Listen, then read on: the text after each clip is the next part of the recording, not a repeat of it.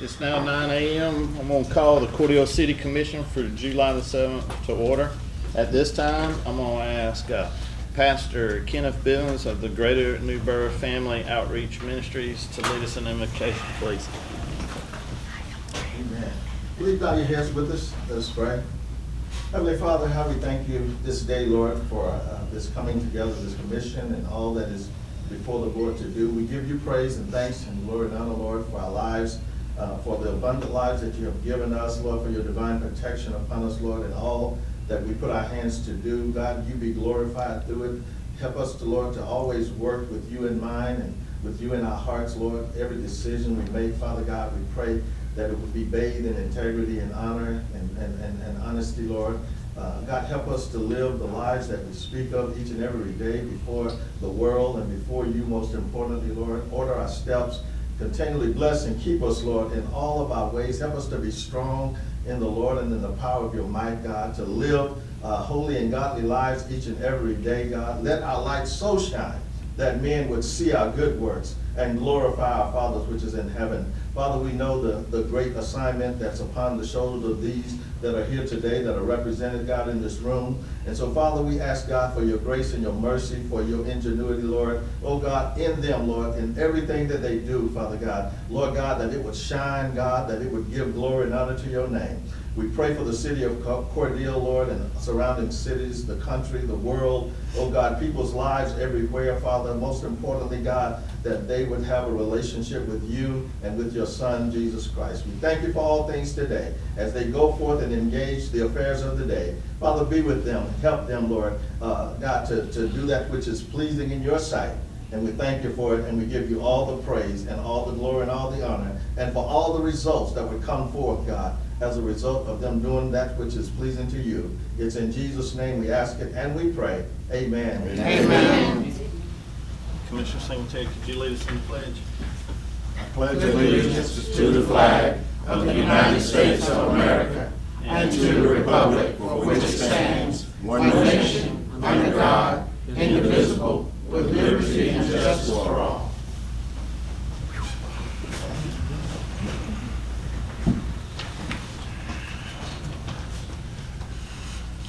Okay, is there an approval for today's agenda for July the 7th? Mr. Mayor, I'd like to make a topographical correction on here. It's where it says discussion, should be 2027. Okay. All right. Okay, so, all right, so we had, that's your motion? Yes, sir. Okay, we have a motion to amend the agenda to fix the typographical error for changing from the 26 budget to the 27 budget. That's second. Okay, got a motion and a second? All in favor? Aye. Okay. All right. Mr. Mayor, got a question. Do we, on item 2, do we wait to amend that part, or we, since this is like a work session, and then wait to the regular meeting to amend the second one? Well, we can, this agenda carries over to, for both, so I would say go ahead and change it. So go ahead. Okay. I'd like to delete item number 2 until the planning commission and planning and zoning board does their thing and then gets back to us. Okay. So moved. Second. Okay, it's got a motion and a second to remove agenda item number 2. All in favor? Aye. Okay, motion approved. So agenda item number 2 has been removed in that typographical error. Okay, at this time we'll go into the our budget workshop, discussion of the 2027 budget.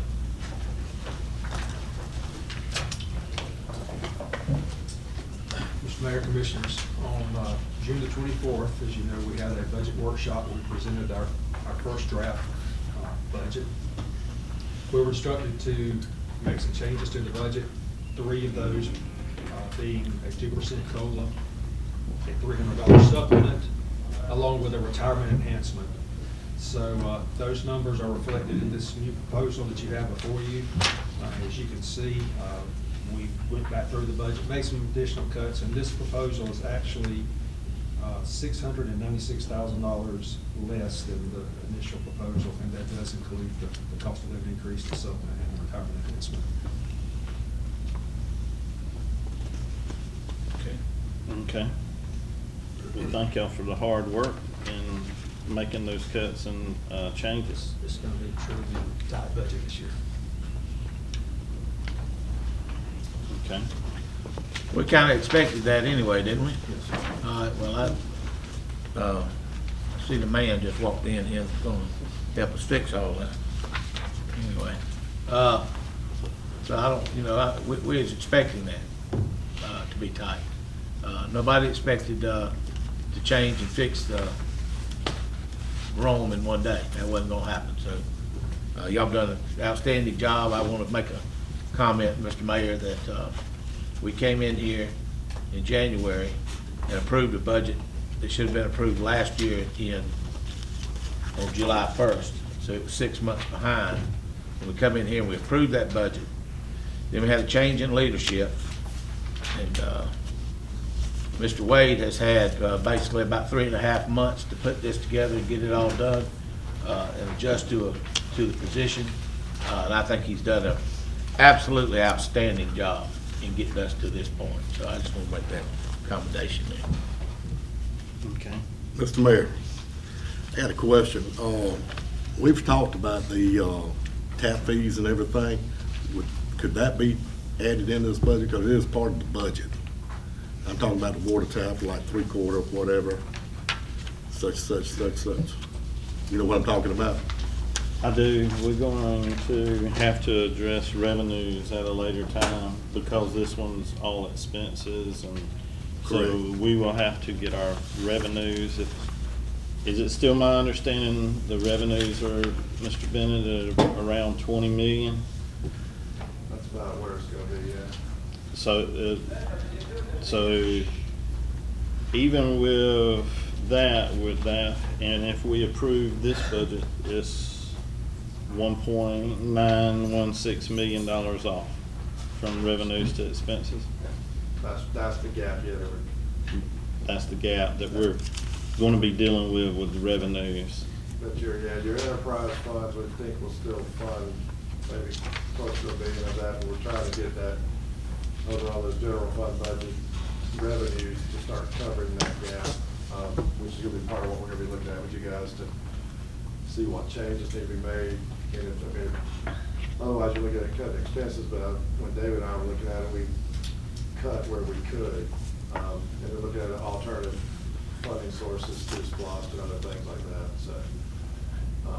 But yeah, the revenue side will have to grow to catch up with the expenses, if there's not anywhere to cut ultimately, but you can't increase the enterprise fees enough in 1 year to close that gap. It'll have to be over a number of years to bring that in line, which is something that I know you guys are looking at too. So revenues we gotta look at. Okay, we'll put that on the next meeting, possibly. May have to have a call meeting before. I think with this budget, we're going to have some budget amendments and adjustments throughout the year and look at revenues to expenses and try to adjust some of these along, because right now we just, it's up to the commission, but we need to look at approving the budget. Mr. Mayor, isn't most of that on item 5, you're gonna discuss water and natural gas rate study here? Correct. Is that right, Mr. City Manager? That's correct. Correct, some of that, and then there's tap fees and other, yeah. But some of that's on here on number 5, Okay. on discussion of the rate study.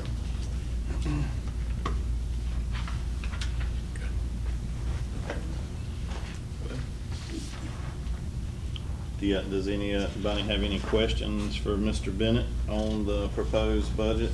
I know Miss Sonia was unable to attend. She had something come up. And we also, Can you give us an idea, will you please, we've talked several times, but now we're a few weeks later. Right. Is there any idea as to how much our general fund is gonna end up being versus our, how much we have in SPOSS and T-SPOSS, what our revenues are gonna end up at? Because there's some SPOSS money that's gonna be needed, and we all know that, everybody knows it up here, and we're gonna need it, and, whether we buy stuff or lease stuff or whatever, so forth. I think what we were looking at with David too was the Public Works, their capital outlay request, what was David, about 800,000 or so that we were looking at? More than that. A little bit more than that. So that was gonna be pulled out of, at least, I think the 800 we're talking about though is what was gonna be available to be pulled out of SPOS, to close some of that. Because their budget is things they need, but that's also, the general fund revenues were not enough to cover that, to allow for those purchases. So part of closing that gap is looking at SPOS as an item to go toward the capital outlay that they were requesting, whether it be vehicles or other equipment in that department. Now, in that, let me ask, Scott, we had talked and discussed some about some of the things that we might do in SPOS for your department, that we might lease those rather than buy.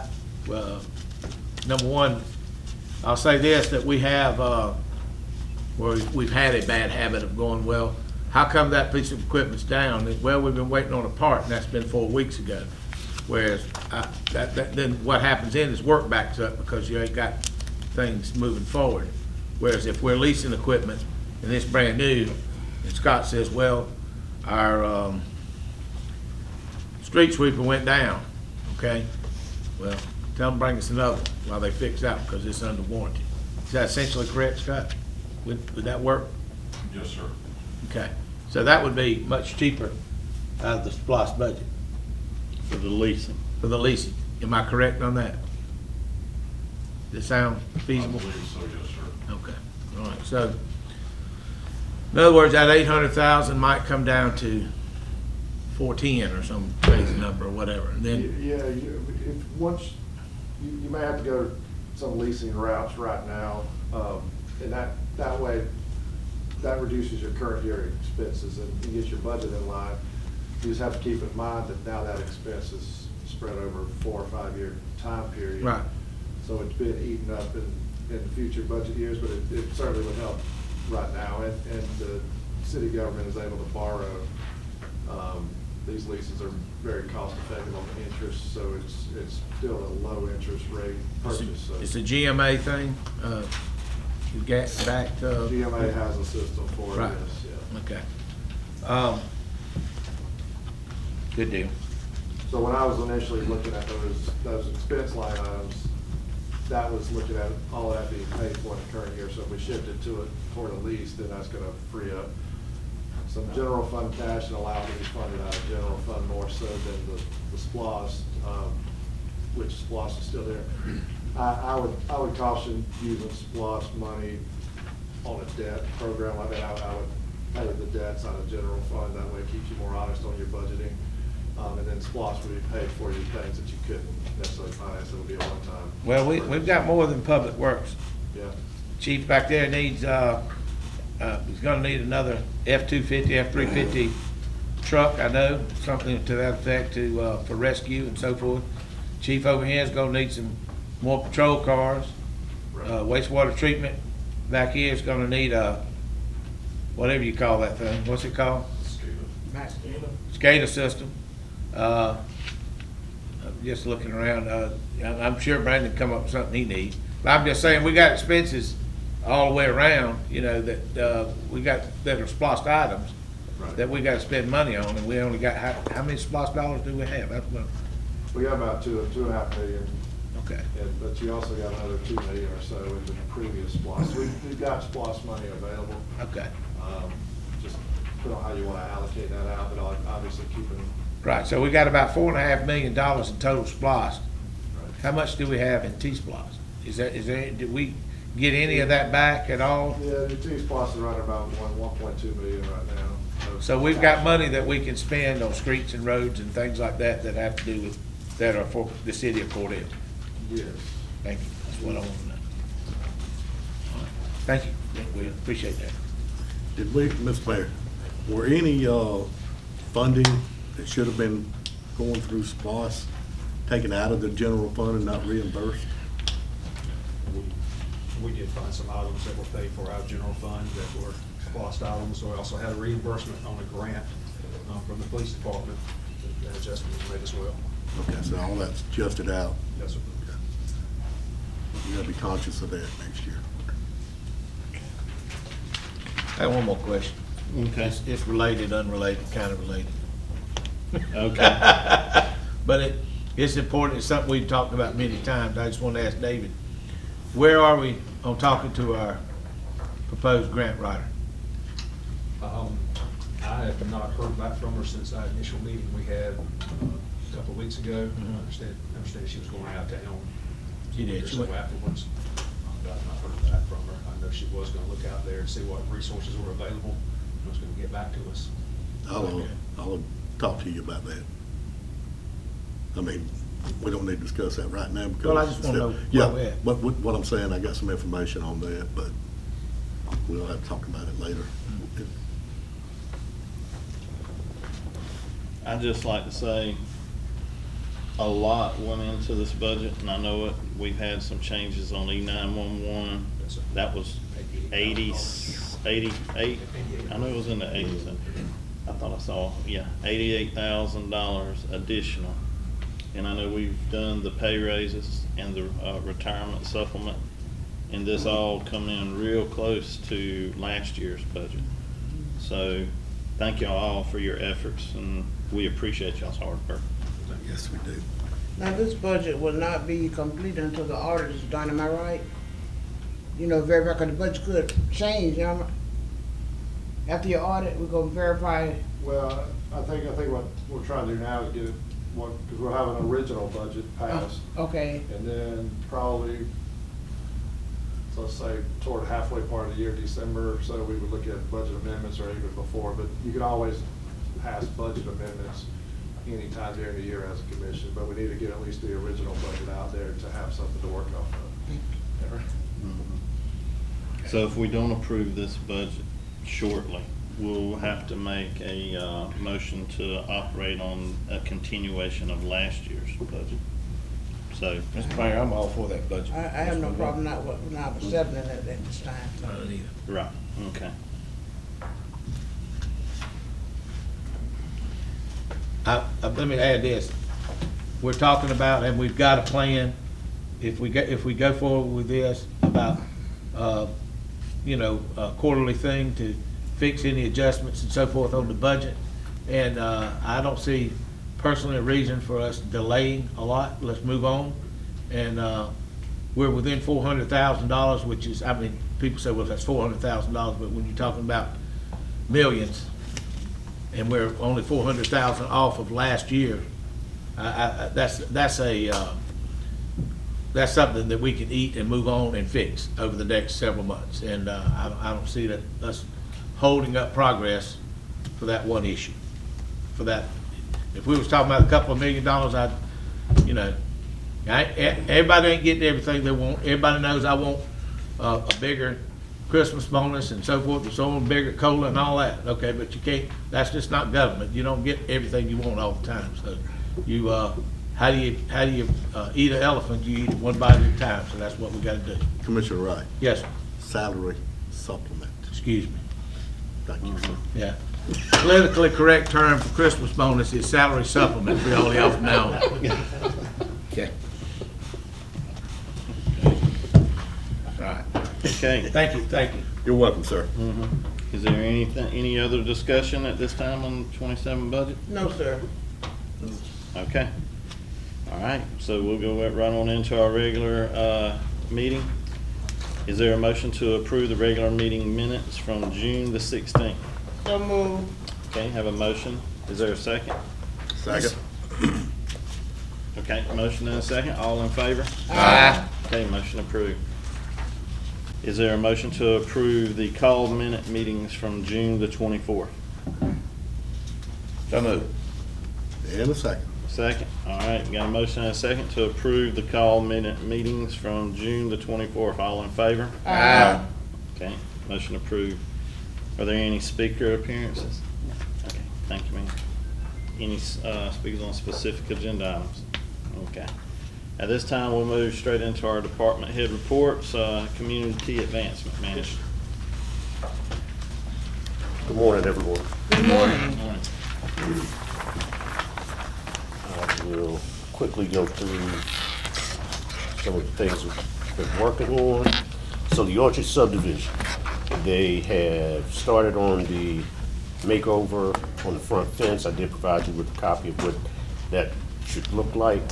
New construction should start in about 4 to 6 weeks. So they need to complete the fence portion of it, to clean up, and then they will start on the new construction.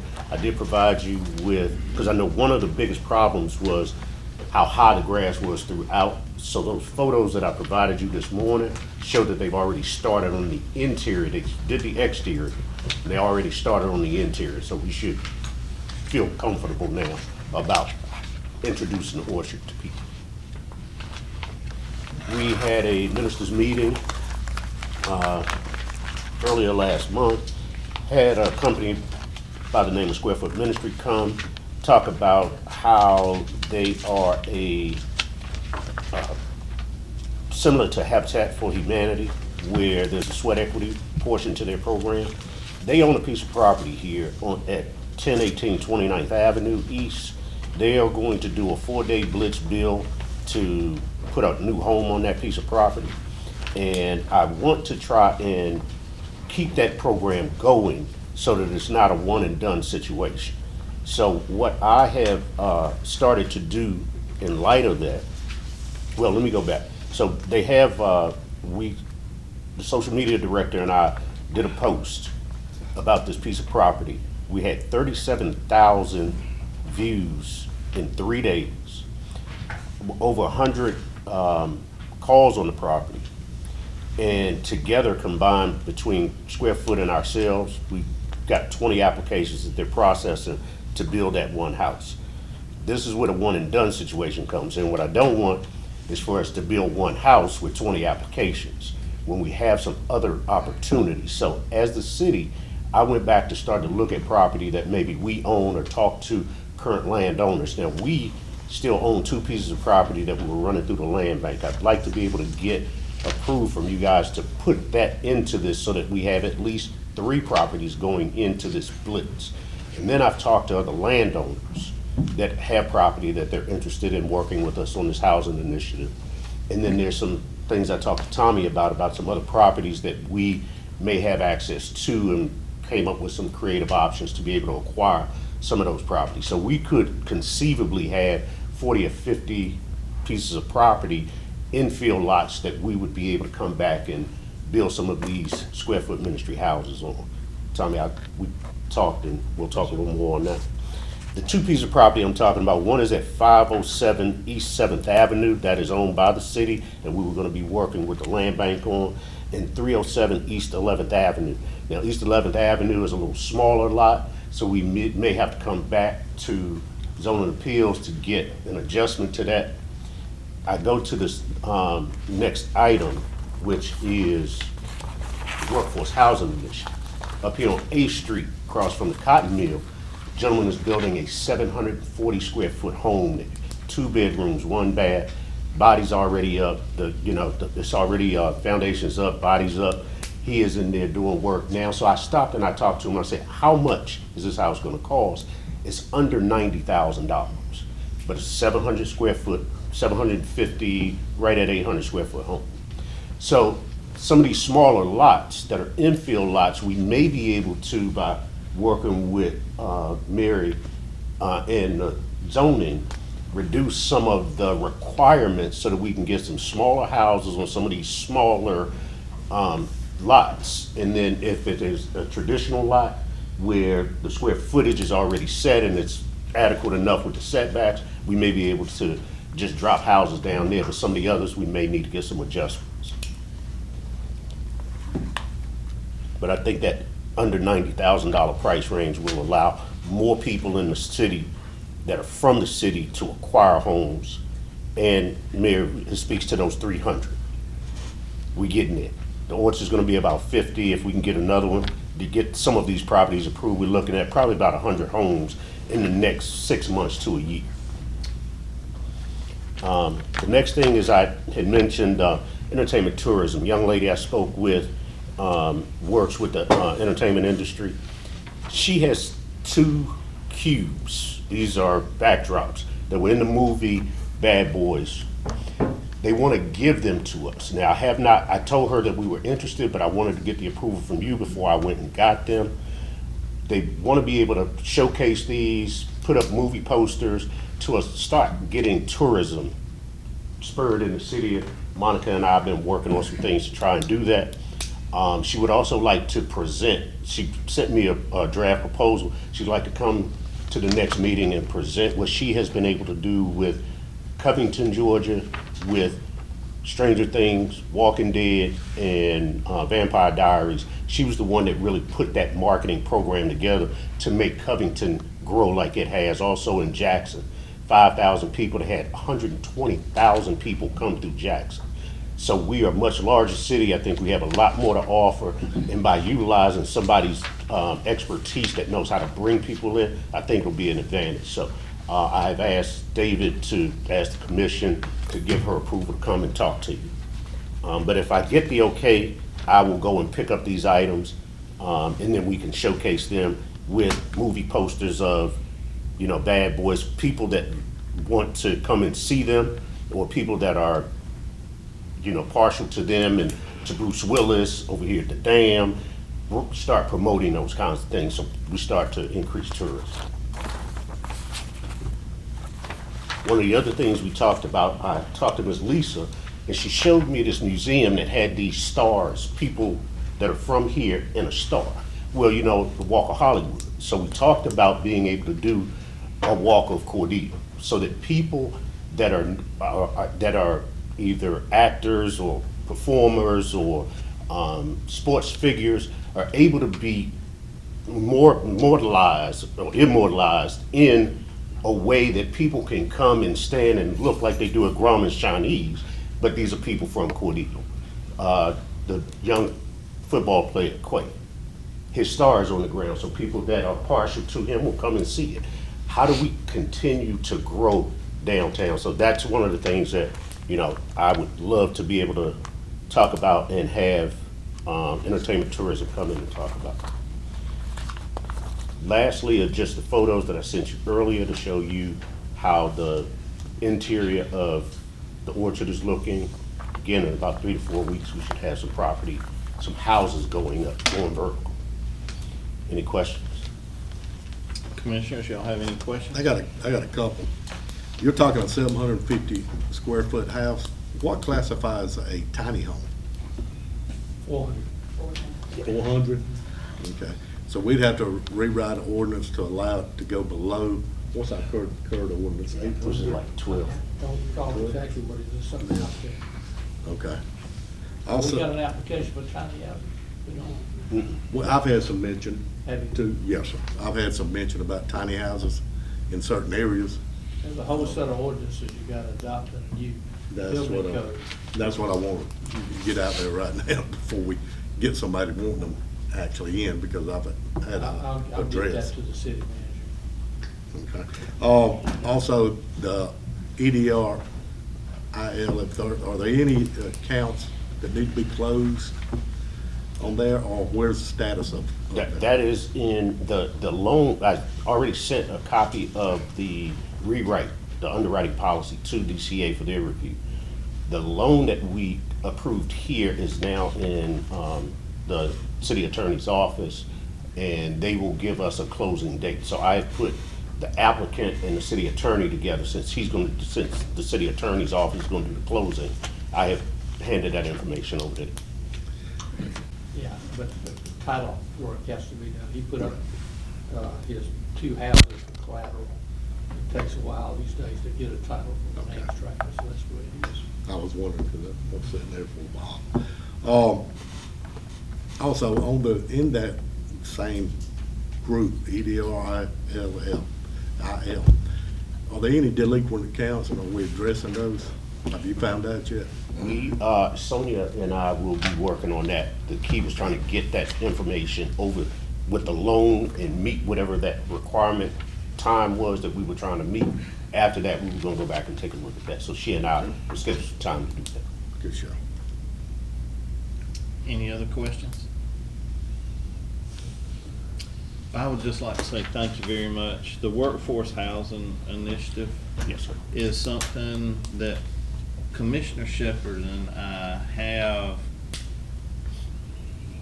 had kind of a vision of this, is what I'm gonna say, or a desire for it, because Commissioner Shepherd and I have fought some on modular homes, mainly because modular homes are fine for the first-time homeowner, but the second one and everything, and the dilapidation and inability to get loans. Doing a home like this is not that much more money than a modular home, and it gives the homeowner the ability to borrow money, establish credit, and it will help rehab the city Yes, sir. and help do away with dilapidation from our dilapidated properties that the city owns that have been overgrown. Yes, sir. So the sooner the better with some of this would be wonderful.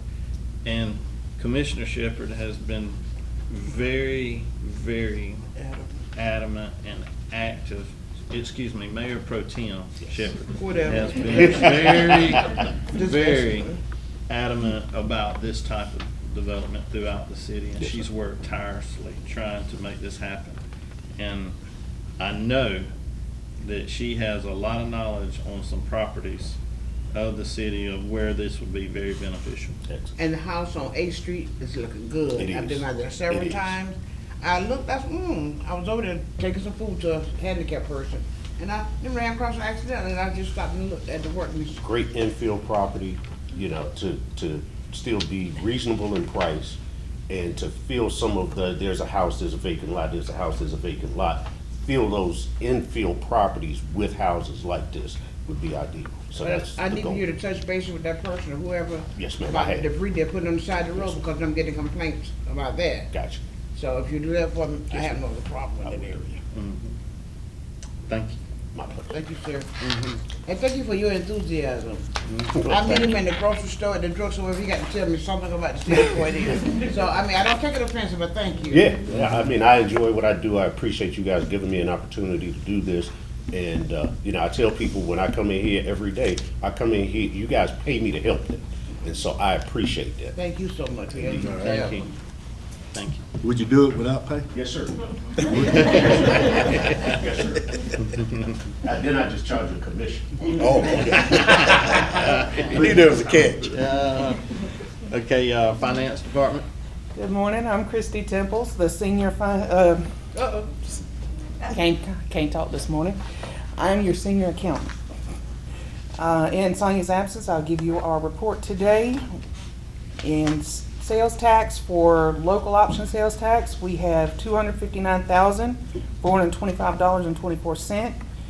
In SPLOST, we got $170,099.03. And in T-SPLOST, $32,528.88 for a total of $462,053.15.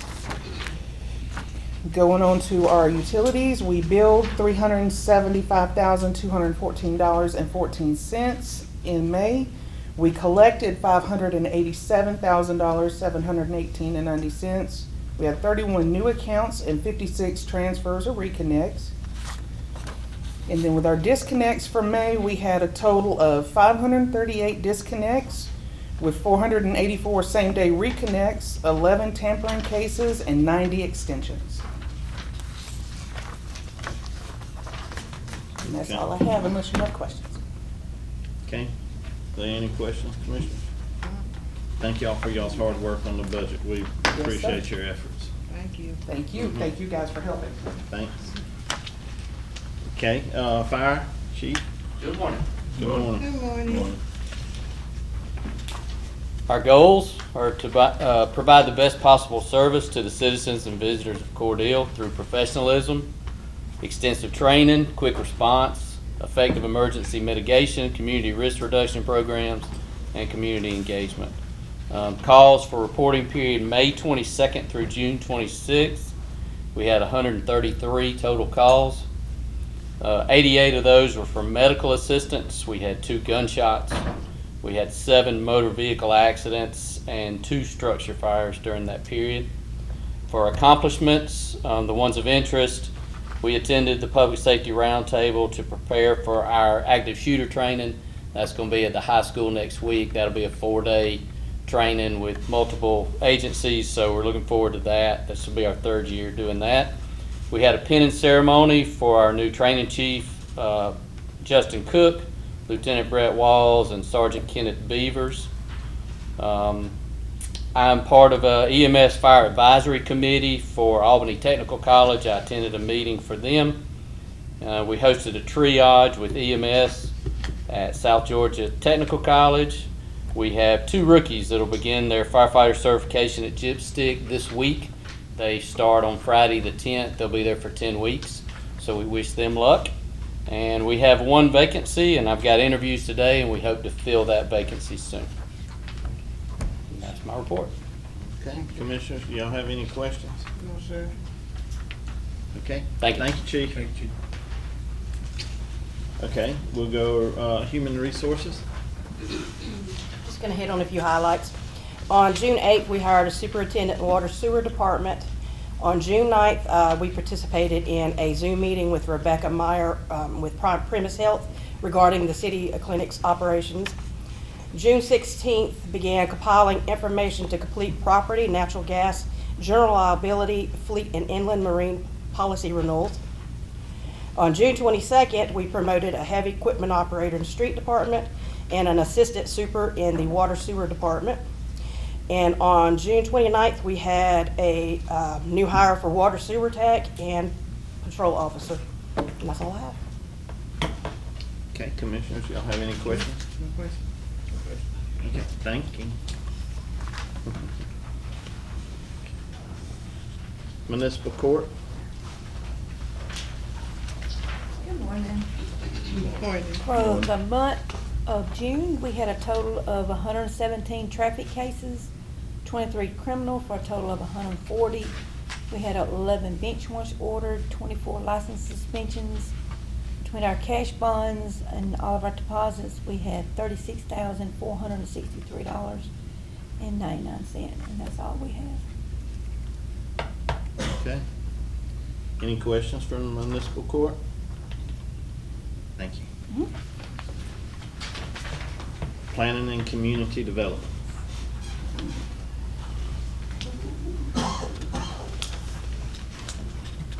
Good morning, Mr. Mayor, Mayor Pro Tem, and fellow board commissioners. Mary Darby, I'm Director of Planning and Community Development. This is the report for the month of June 2026. We had our Board of Zoning Appeals June 25th. At that meeting or hearing, racetrack freestanding sign was approved, 120 feet high, 500 square feet. Sign face, the sign will be located next to a leased piece of land by the conference suites. It was approved by Georgia Dot, and Georgia Dot did have specific guidelines for the construction of that sign. We are upcoming our Planning Commission hearing July the 16th.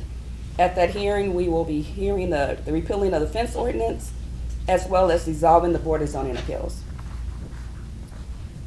On the July 21st City Commission meeting, I am requesting that the fence ordinance is put on there as first read, and also the second read of the dissolving of the BZA. I also will be requesting at that particular meeting that we recognize the great work that the work-based learning students are doing, the high school students, which are Amari Walden, Anasia Taylor, and Brendan Young at the high school. And that's with completing our archiving system with all of our plans and maps and files here in the city. That hasn't been done since the establishment of the city. They're doing an awesome job.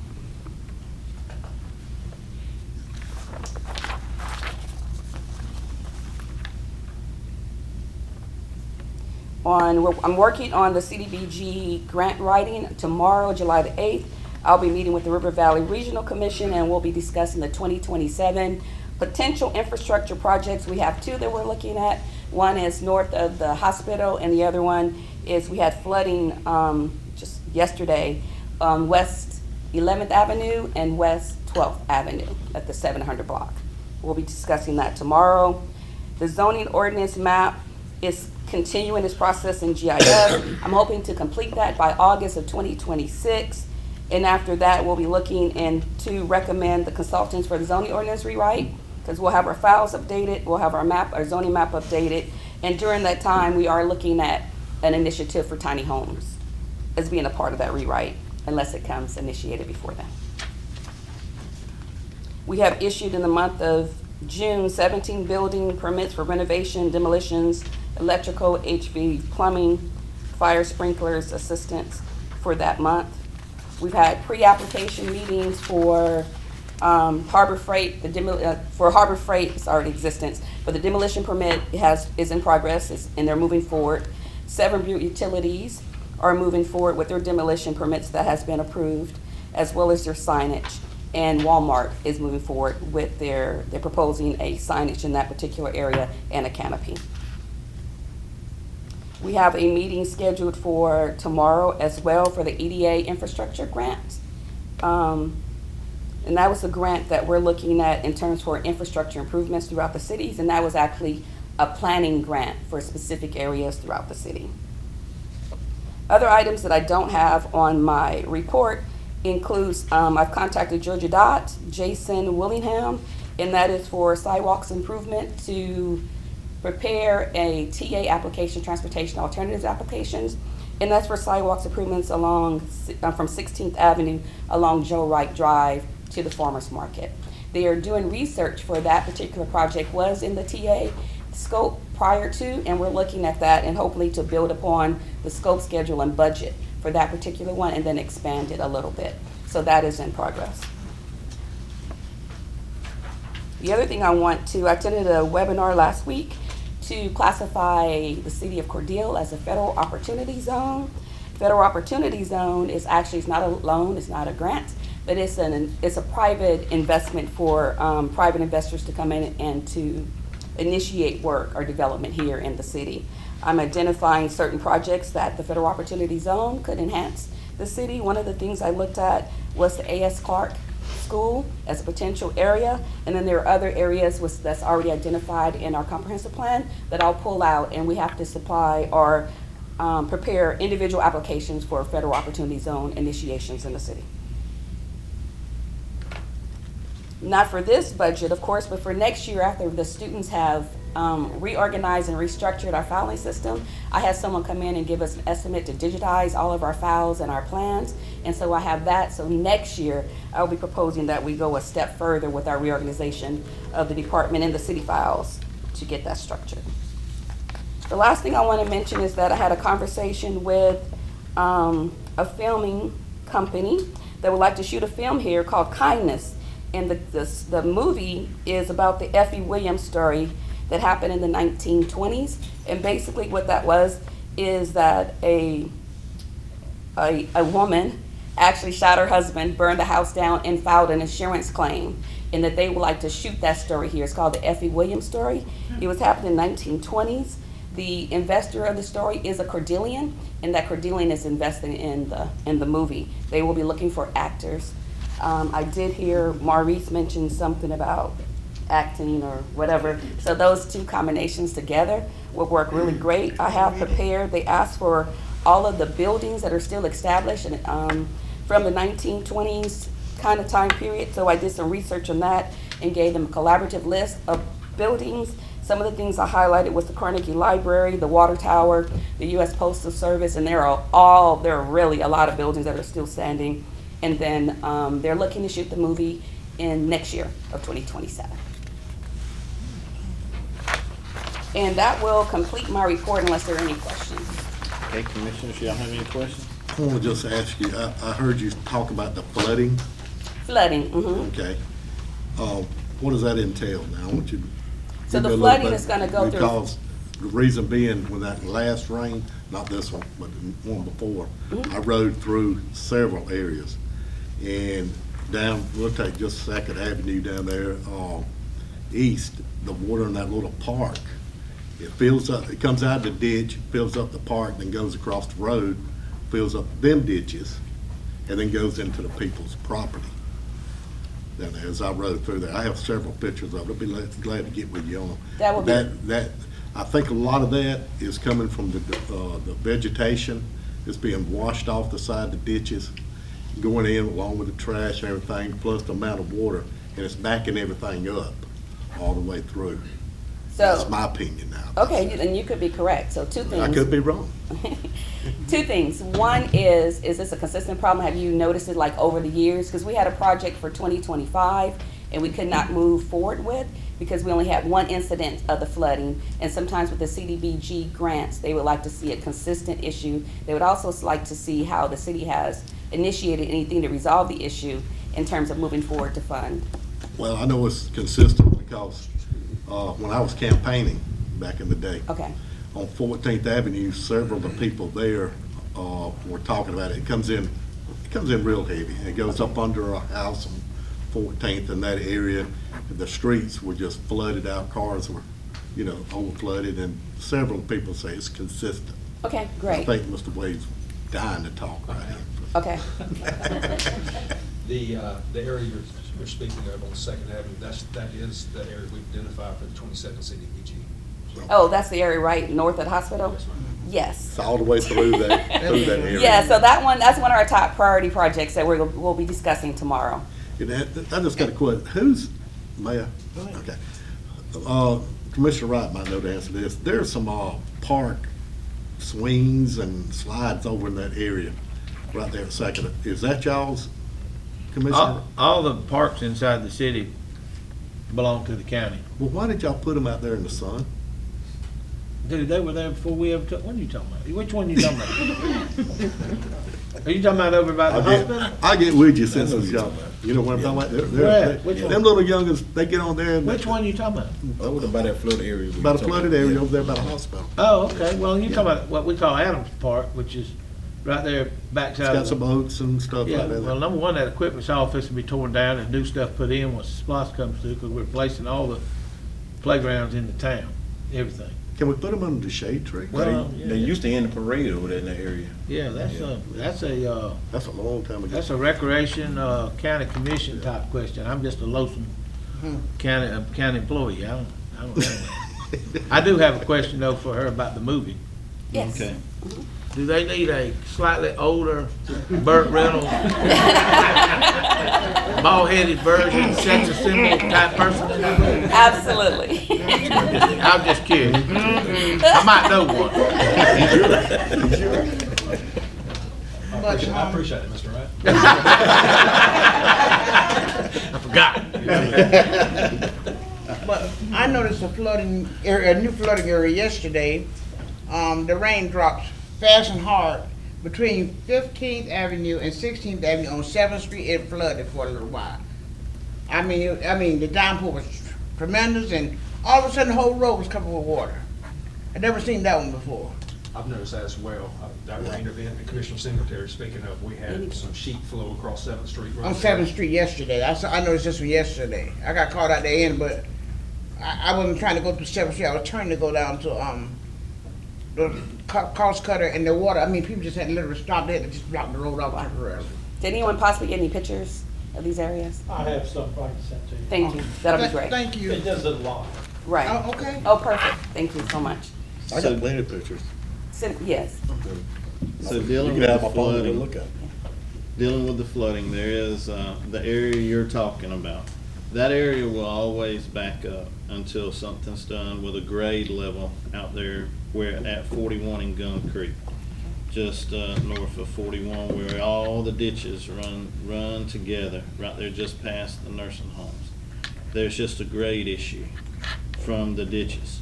Okay, Right well, there, then they that can come out of restore the need to clean Sunnyside that. Cemetery, and they run right through, and that's just always gonna back up right there. Because they never clean them. Because it's not cleaned, right up Okay. there north of 41, and you also need to check the trussel for the beaver dams on Gun Creek, just north of the water treatment plant, right? So, cause the beaver dams always make a huge problem of damming up Gum Creek right there at the trussel. So that's the problem, the main issues with the flooding around the hospital. Now, right there around the community clubhouse, 15th, the ditch, that area always floods as well. You'll find that problem at the CSX rail line, where there's just a pipe about 2.5 to 3 foot that goes under the train truss right there. I mean, the train track right there. That ditch causes it to back up right there. Cause it runs underground right there at the train trestle and comes out under blue line dryers before it comes back out of ground. Okay. The only thing I see, maybe Scott could look at possibly putting in a pump, digging out a pump, being able to pump it through there faster. I don't know, but we got a rail problem right there. Okay.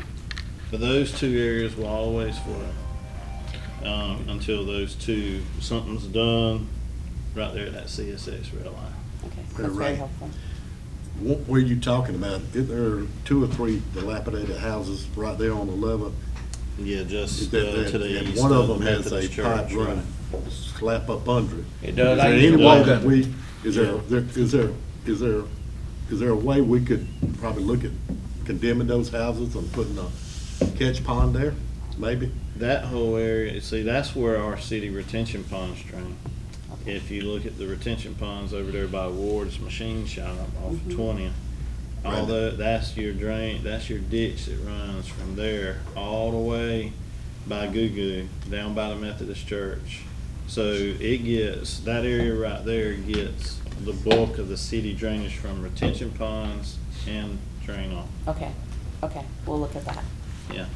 I know that I've driven this for years. Right, I know you're good at that, so. That same ditch he's talking about, I used to walk it in 1975 from one end, I'd walk under that house he's talking about with a stick beating out snakes like this right here when I was a boy, all the way out here to the rec department.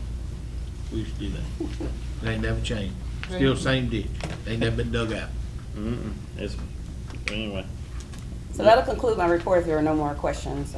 okay, then no more Thank questions? you so much. Find Thank out you. about the actor. though. Thank you. You got The that? actor role, find out about that. Oh, definitely. Okay, police, codes, and animal control.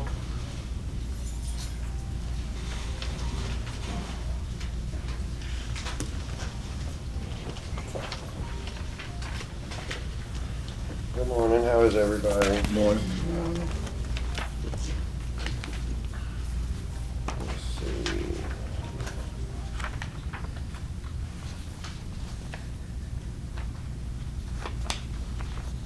So, things to go over here. So y'all have my report, I'm just gonna highlight some of it.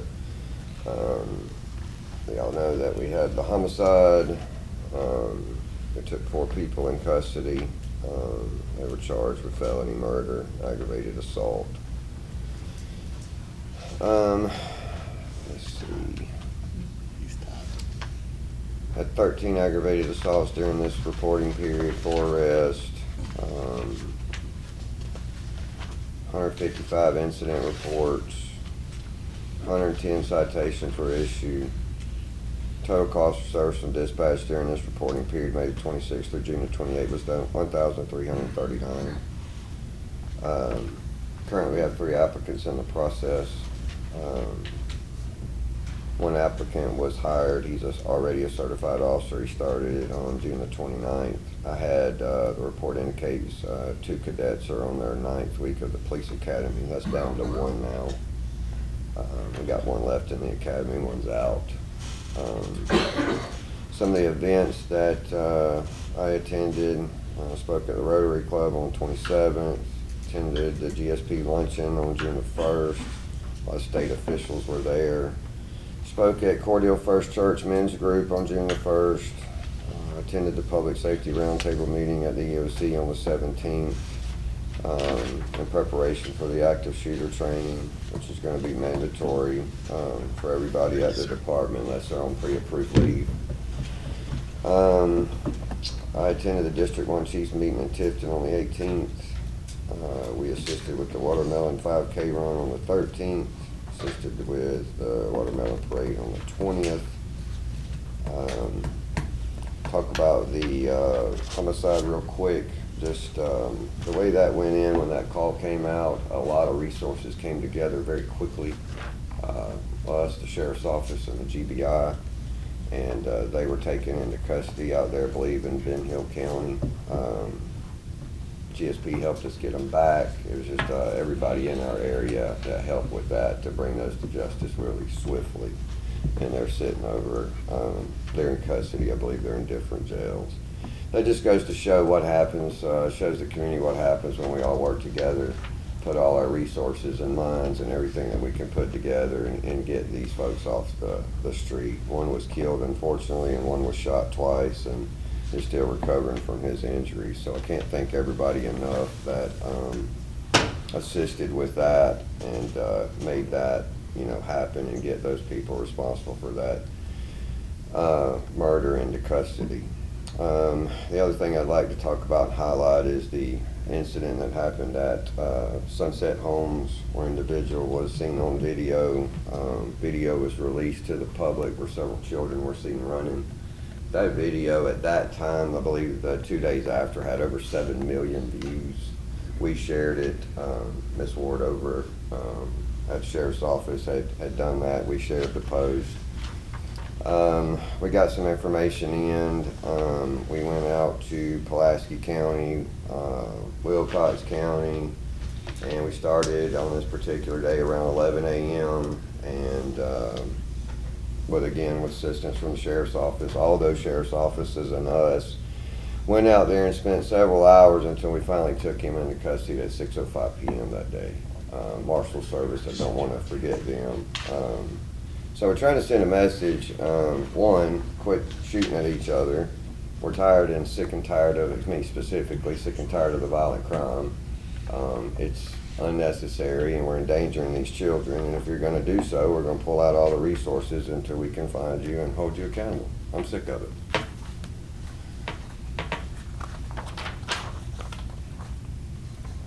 So let's see.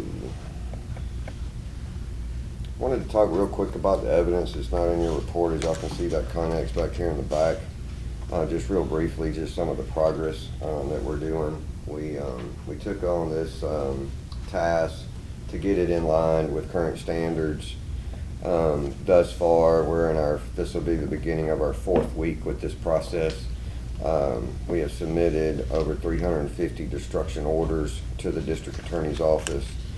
They're going through those now. They're older cases.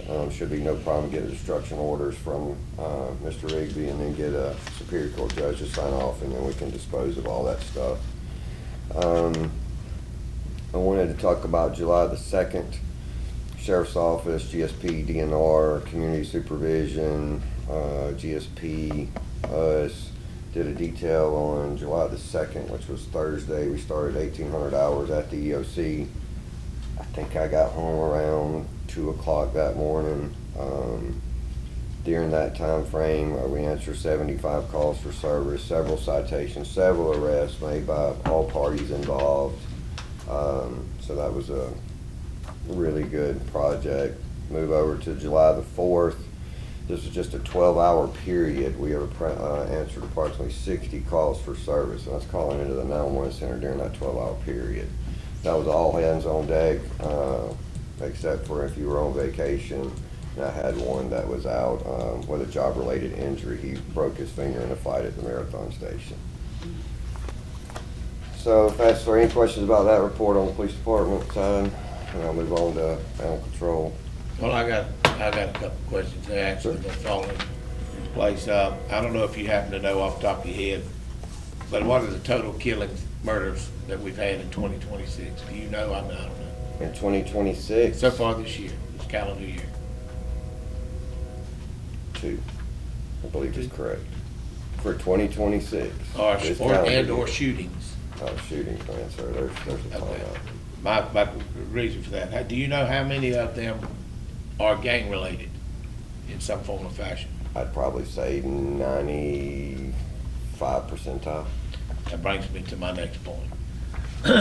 Mr. Mayor, I've been thinking about this for quite some time. We have discussed it in our private talks. I have, you have. I've spoken with No, didn't get to you, Pastor, I'm sorry. It's okay.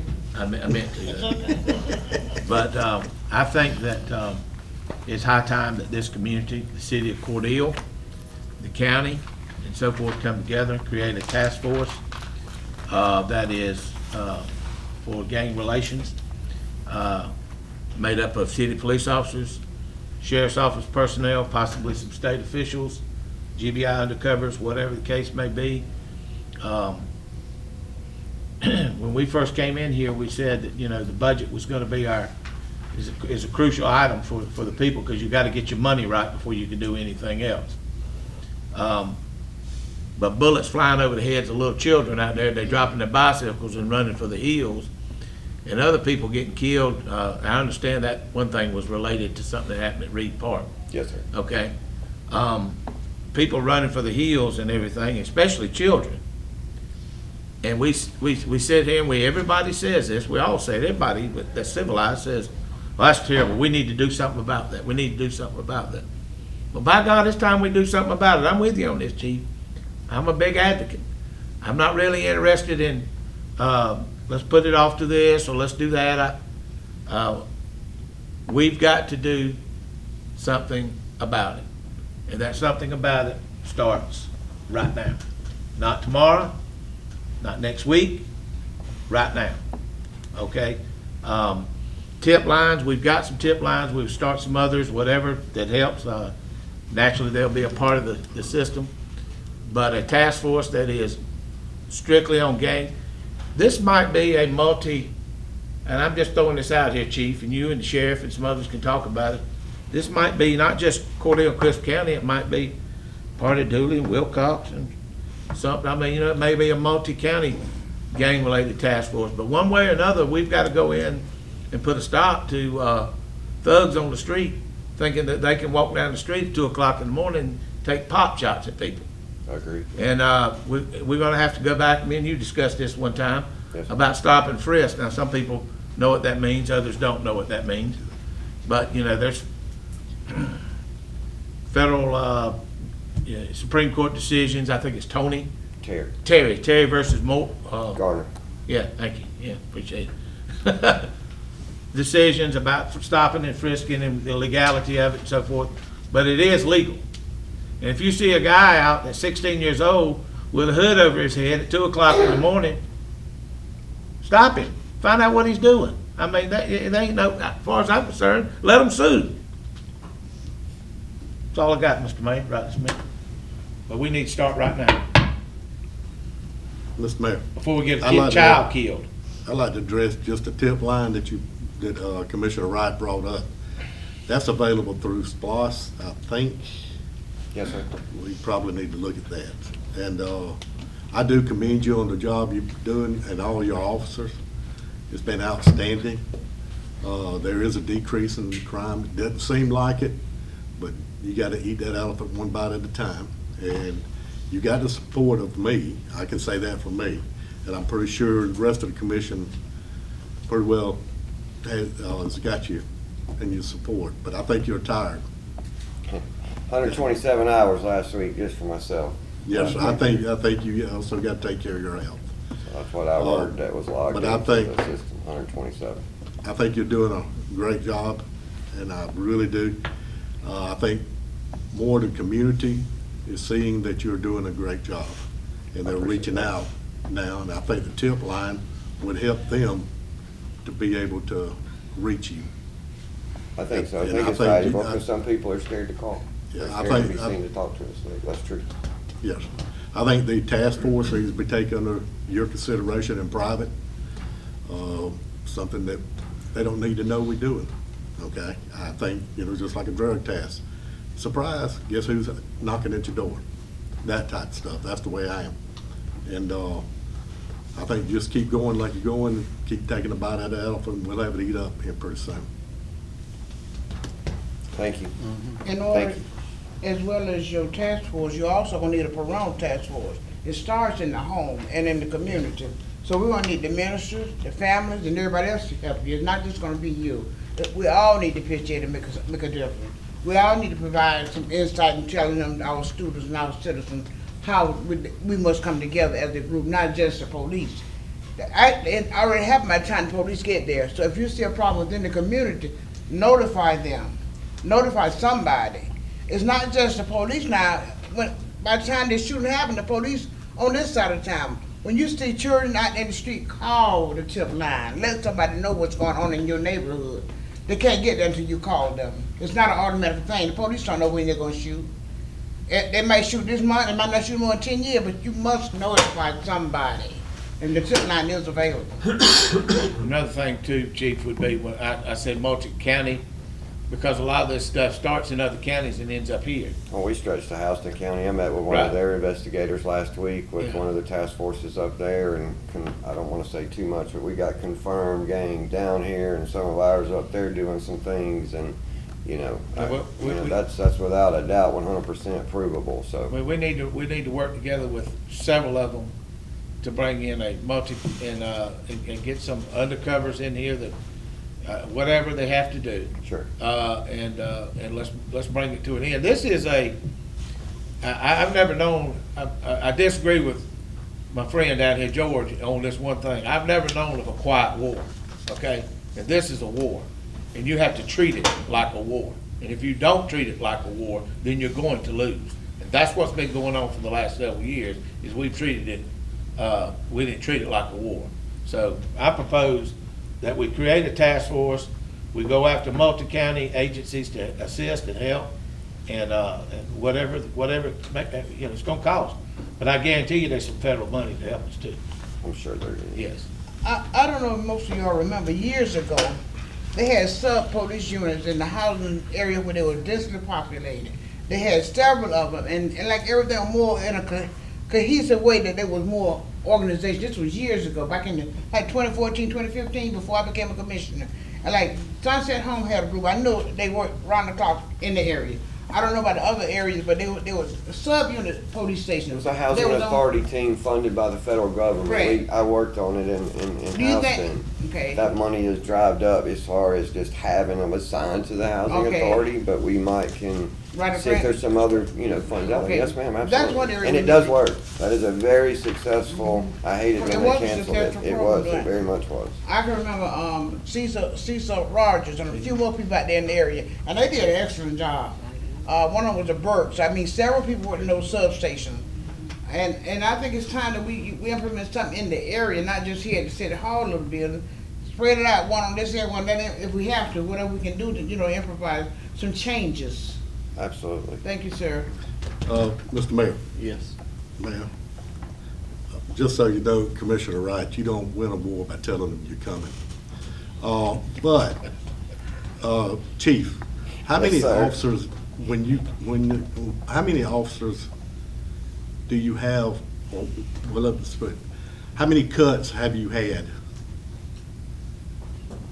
since you've been there? How many officers are you lacking? How many would it take to do a good force? Just So- patrols, now, just patrols. I'm not talking about CID.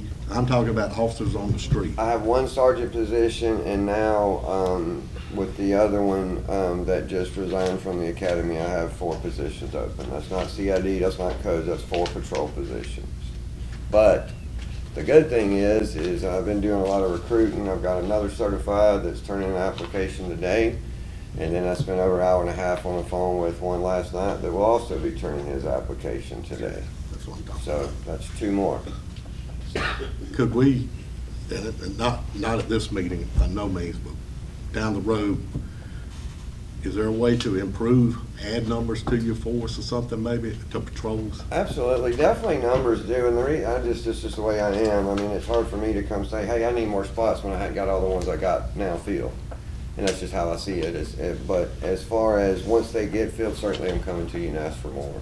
But understand this, and I'm going to throw this out here, we do have to compete with the surrounding agencies. As you mentioned several times, Mr. Wright, we got to compete with those salaries, we got to compete with those retirements, we got to compete with those benefits to draw in that talent.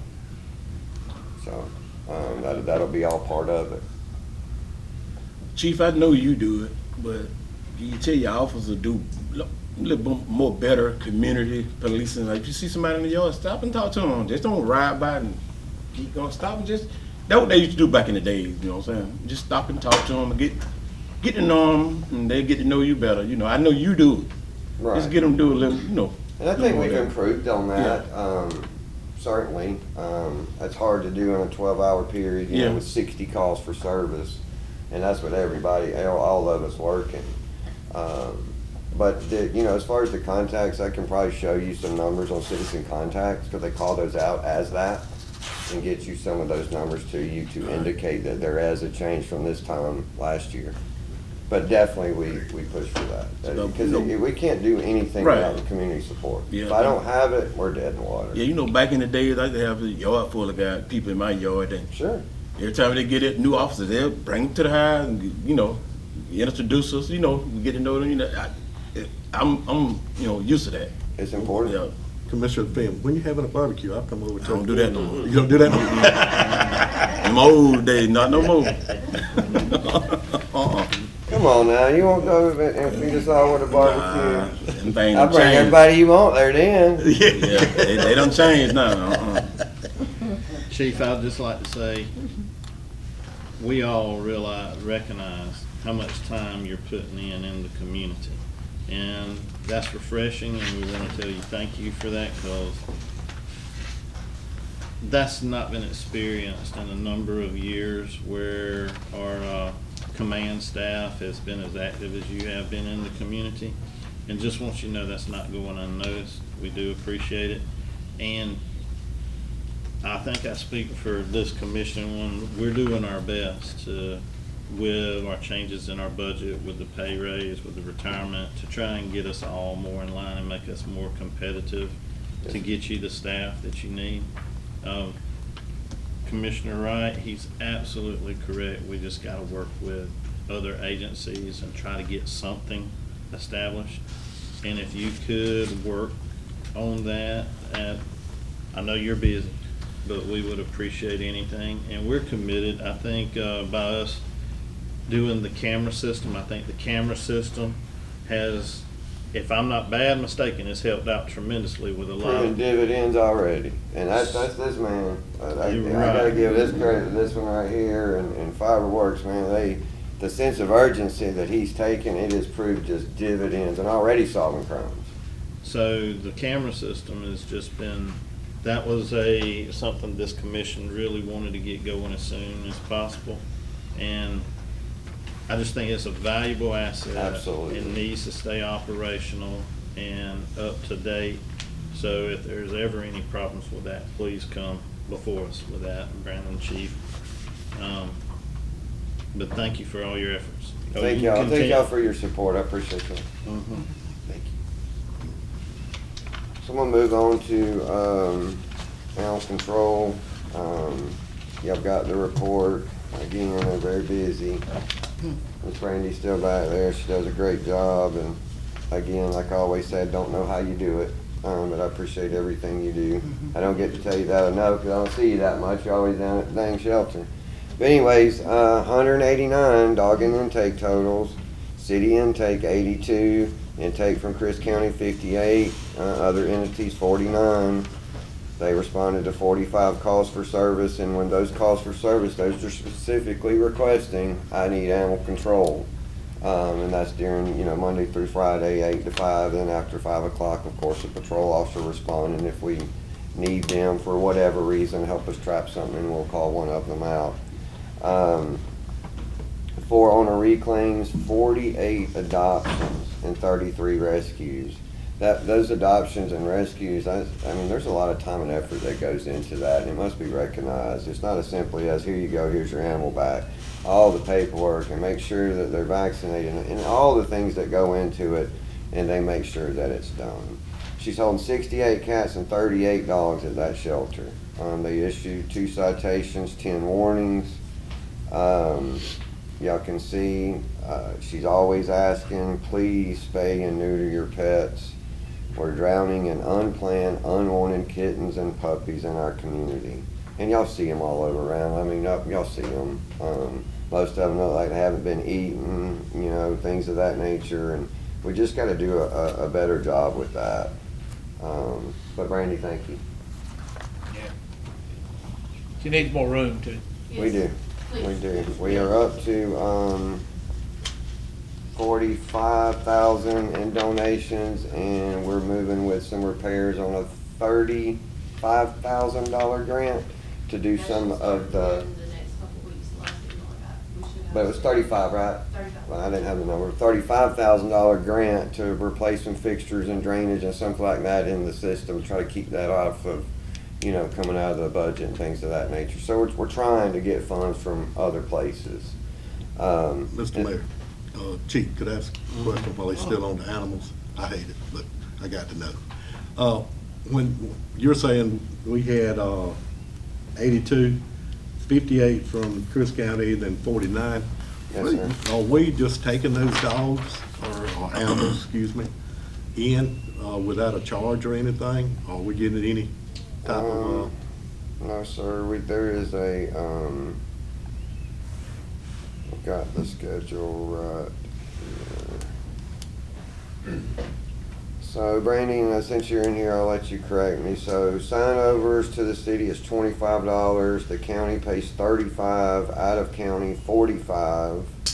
If they come in and adopt, the fee's $35 for a dog, $10 for a cat. Hold fees is $10 per day. Those are the kind of things you're talking about, right? Yes, yes. Okay. If they come in and reclaim, it's $35. If we go to the vet office and pick up like a deceased animal to help them dispose, we charge the vet like $6. The college is the Carolina cat fees, right? All right, we charge them $4, or they pay us $4 per cat, and they do like their studies with their vets and things of that nature. And I believe for that year, but that goes back into the general budget, I want to say for $988 for the 25-26. That's not a lot of money, but that could definitely be used to help with animal control and things of that nature. But right now, that just goes back into the general budget. Mr. Wade, could that be turned to where it goes into their fund to self-support that ages? Supposedly, a couple of years ago, it used to be like that. There was a fund that money went to a line item and it came back to the shelter and was used for drugs or gas or whatever the shelter needed versus going back to general fund. Okay. Did I understand you saying there's a daily fee for them being locked up? I guess you would say, that being a jailbird, I guess, I don't know. But does the county or the outside areas pay a daily lockdown fee? So they just give us the impoundment fee, and at the end of the month. Processing we tell them fee? How many, a processing fee, of how many animals, like last month, they brought, I don't remember what that number is, so they paid $10, they paid $35 per that many animals. The whole fee is if, like, there's a rabies, if there's a bite case, you get a $35 or whatever that impoundment fee is from that, wherever they live, and then $10 a day. Okay, so the processing fee basically pays for you to intake the animal, check him out, And then review him. Then they're ours to do whatever. And then the next we day, feel we feed him, worm him, or whatever we have to basically do. is for- We're doing it on the city budget. Yeah. Well, what is paid from the city versus, our donations? Because we don't buy dog food, we don't buy cat food, we don't buy, all we do is buy vaccines. We sure have come a long way on dogs and cats. It's honestly, it's making us circle and we're fixing to be back to where we started at. Well, I can remember long years ago when Major West Spires was the dog catcher, long time ago, and then used to work with West when you I'm was with the surprised city. you remember that long ago. Well, I got a long memory, I was around. And back I in the love you, days, brother. we had the place was out there where it's at now, but, they didn't do all the humane stuff that y'all do. West just shot them. That back then, I'm just telling you. And now, but it's changed, times have changed.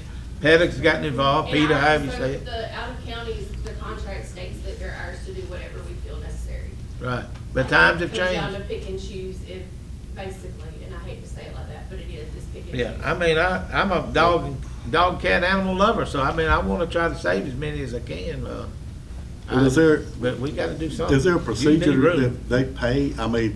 If a dog stays there 5 days, It's our call. Well, I can't even say it's our fault, it's my fault. It's your call. I'm the only one Well, I that mean, recognizes. So you're the normally you keep them at executioner. least 3 days. I hate to say it like that. but- Do you wear a mask when you do that like they used to? No. Mr. Mayor, I have a question, please. Okay. In my neighborhood, I received a call last week and week before last from different neighbors telling me to be careful going in and out of my house because there's a fox. And all of a sudden, our cats, our stray cats are missing. So we have foxes in the community now, so everybody need to be cautious just in case they're rabies. What can we do as a community about the foxes? I know that's a wooded area across from us. Is there a trap for the foxes, or we just have to, you know? So, I'm glad you asked that, and it's gonna take me a minute to answer that. There's several facets that go into trapping wild animals. Okay. So, this came up about fox, so I had, so you deal with DNR, that kind of governs some of what we do. But then you've got, what's the one that comes and checks us? Department of Ag really says what we can do, or they will fine us or shut us down, if that makes sense. So if we go and trap a wild animal, then if that animal, it can never go to the shelter. You're going to dispose of it immediately right there. If you put that in one of her cages, you can't put another domesticated animal inside of it without going. But can't we shoot them? You look at rabies, that thing called. Rabies. You had that problem with 18. The one over on 18th Avenue that Mr. Finn had called, I was talking to Courtney, went over there and he got there and the thing was clearly rabid and he disposed of it right there. Okay. I mean, he was running in circles, he was clearly rabid. Okay. so they I can shot him. assure you, in that place where I live, right over there by Rainey Funeral Home, and that jungle that's behind my house there, okay, that we've been talking about for quite some time, it's a huge jungle that transient people live in all the time. There's wild animals of every description, lions and tigers and bears and everything else. We got everything over here. But anyway, it's all back there behind me. And there's foxes and coyotes, because I've heard them and seen them. Oh, yeah, they're back So, there. but if they happen to pop their little self over into my yard, okay, I gotta go. where I've got grandchildren that stay, I'm not calling you, I'm not calling the sheriff, I ain't calling the governor or anybody else. I'm gonna go pow, as I've done many times in the past. And I'm gonna end that scenario. They're not coming in JoJo's yard. So, y'all got, you've already got it as evidence in case their case ever comes up. The community need to be aware that there are foxes and some of them are rabid in Cordele. So watch your children while they're out there. Absolutely. And call us if you see one. I'm not saying that we won't respond or help. If you see one, call. We're gonna dispatch of it right there. Just like we did in that case. As soon as he got there, I came he out of my saw house it, one night to killed stay it. in the house because a big deer with antlers in my yard. I just stayed there and looked there. Yeah. They're all over the city. They're all over the place. Everywhere. In the city, everywhere. So, everything is out now. They're domesticated. They just come in, make themselves at home. They do, right in my backyard. My little old dog, she's this big. She's out there. I hadn't even been in the house a week or two. And out there under the floodlight in the backyard, and Pooh's out there. Pooh's the mayor of 24th Avenue. And she's out there and she's standing up underneath this great big buck. Oh, wow. And he's just looking at her. Now, how he got in my backyard, I don't know, because you can't walk through that jungle back there. But anyway, he was back there. He can, for sure. Yeah, There's a bunch absolutely. of them in the city, for sure. One question, Chief. Sure. The fees from outside entities, when's the last time that has been looked at or changed? September 24, I believe. You sure it's not 3? 23? I think so. I'd have to go and confirm. Yeah. This is my proposal on that, and maybe we need to talk about this in another thing, but my thing is the out of county stuff needs to pay a fee, and then once they pay that fee and we need to make a decision in so many days, and during that day, there needs to be a small fee, $3, $5, whatever it is, while we're holding them until she either euthanizes them, gets them adopted, or what have you, some type of contractual agreement with them. So the out of county it is. The So they do have to pay a daily they come fee? in, as soon as they pay, they come in, and when they're unloaded off the truck, it's our decision to do whatever, whether we try to adopt them out, send them out to rescue, or euthanize them, literally not even off the truck. But what if you keep them for 5 days, do they have to pay you a fee for that? A daily I mean, fee? if it's their request to hold them, yes. If it's if I just decide, like, she's bringing a pregnant dog this afternoon, if I decide not to put that dog down, no, she doesn't pay after that initial fee. Gotcha. I think that's something we need to look at. I really Yeah. do. Okay. Look at the fees from outside entities, because y'all are taking more animals in from outside than inside the city limits. And we're talking about expanding and everything. If we're gonna expand, I mean, people, let me just say, we've been hit with increases from some of these entities that we're housing dogs from, Yes, for. we were, it was, well. And yeah, the, and I it, said and much the, more. It wasn't. it's a two-way street, is what I'm saying. If you're gonna go up on us, we need to at least cover our cost, and so this two-way street, y'all need to look at that. I mean, we can't do it for free, because I'm gonna tell you, housing, I have animals, and $35 to $50 just isn't gonna cover looking after a dog for a month. It's just not gonna do it if you're, and then we're talking about expanding. I'm not telling you to take them to cleaners or anything, but to come up with something realistic that's fair, for everybody, but I think that is a little low for outside entities. Mr. Mayor, can they bring that back to us at the first meeting of the next month? Do y'all think How y'all much can have- time do you need to We could do that. look maybe. around? Do you need 1st of August? Would that be feasible to, 1st of August would be great. I think we can make that 1st of work. August? Yeah, I think so. Okay, great, great. All right, Thank y'all. okay. Thank you. Yes, ma'am. Let me jot that down so I don't forget. I must have missed something. Did we ever talk about with this that David, Mr. Wade probably answered this. The funding goes back into their line item to go back into their account? We did discuss it a little more But than this- Frank explained it. But that's something you can do. Okay. Ready to move on to coach? Yes, sir, yes, sir. Okay. All right, so you got the report on, the codes as far as the number, looks like total caseload 247. Code Officer Martin arranged a community property cleanup for a shut-in at 702 South 9th Street. Lodge and Martin attended ICC building code class in Leesburg. Officer Mercer assisted with the watermelon festival parade. All code officers attended the watermelon kickoff event at the chamber. Officer Martin attended the Keep Chris County beautiful meeting. One of the things that y'all had instructed me to do, and specifically you, Mayor Pro Tem Shepherd, was about the peanut meal gin, whatever Yes, this sir. is down here, and you were on Zoom, I believe. Yes. So I've got a case file from Miss Nancy as far as that goes. And this is actually the court orders. I'd be more than happy to give you guys this. So from what I can tell, the order, and this was signed by Judge Wright, the last signature was on January the 13th of this year.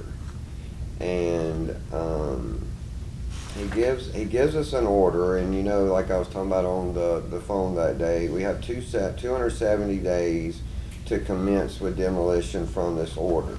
However, the very next paragraph, he gives a stay for 60 days, meaning they can't start that demolition for a 60-day period. And that was, let's see, here we are, that was signed on, that actually started though, this case started in '24. So Mr. Crowe shall have the right and opportunity to attempt to rehabilitate the property and facilitate the transfer of the property. So that's the stay.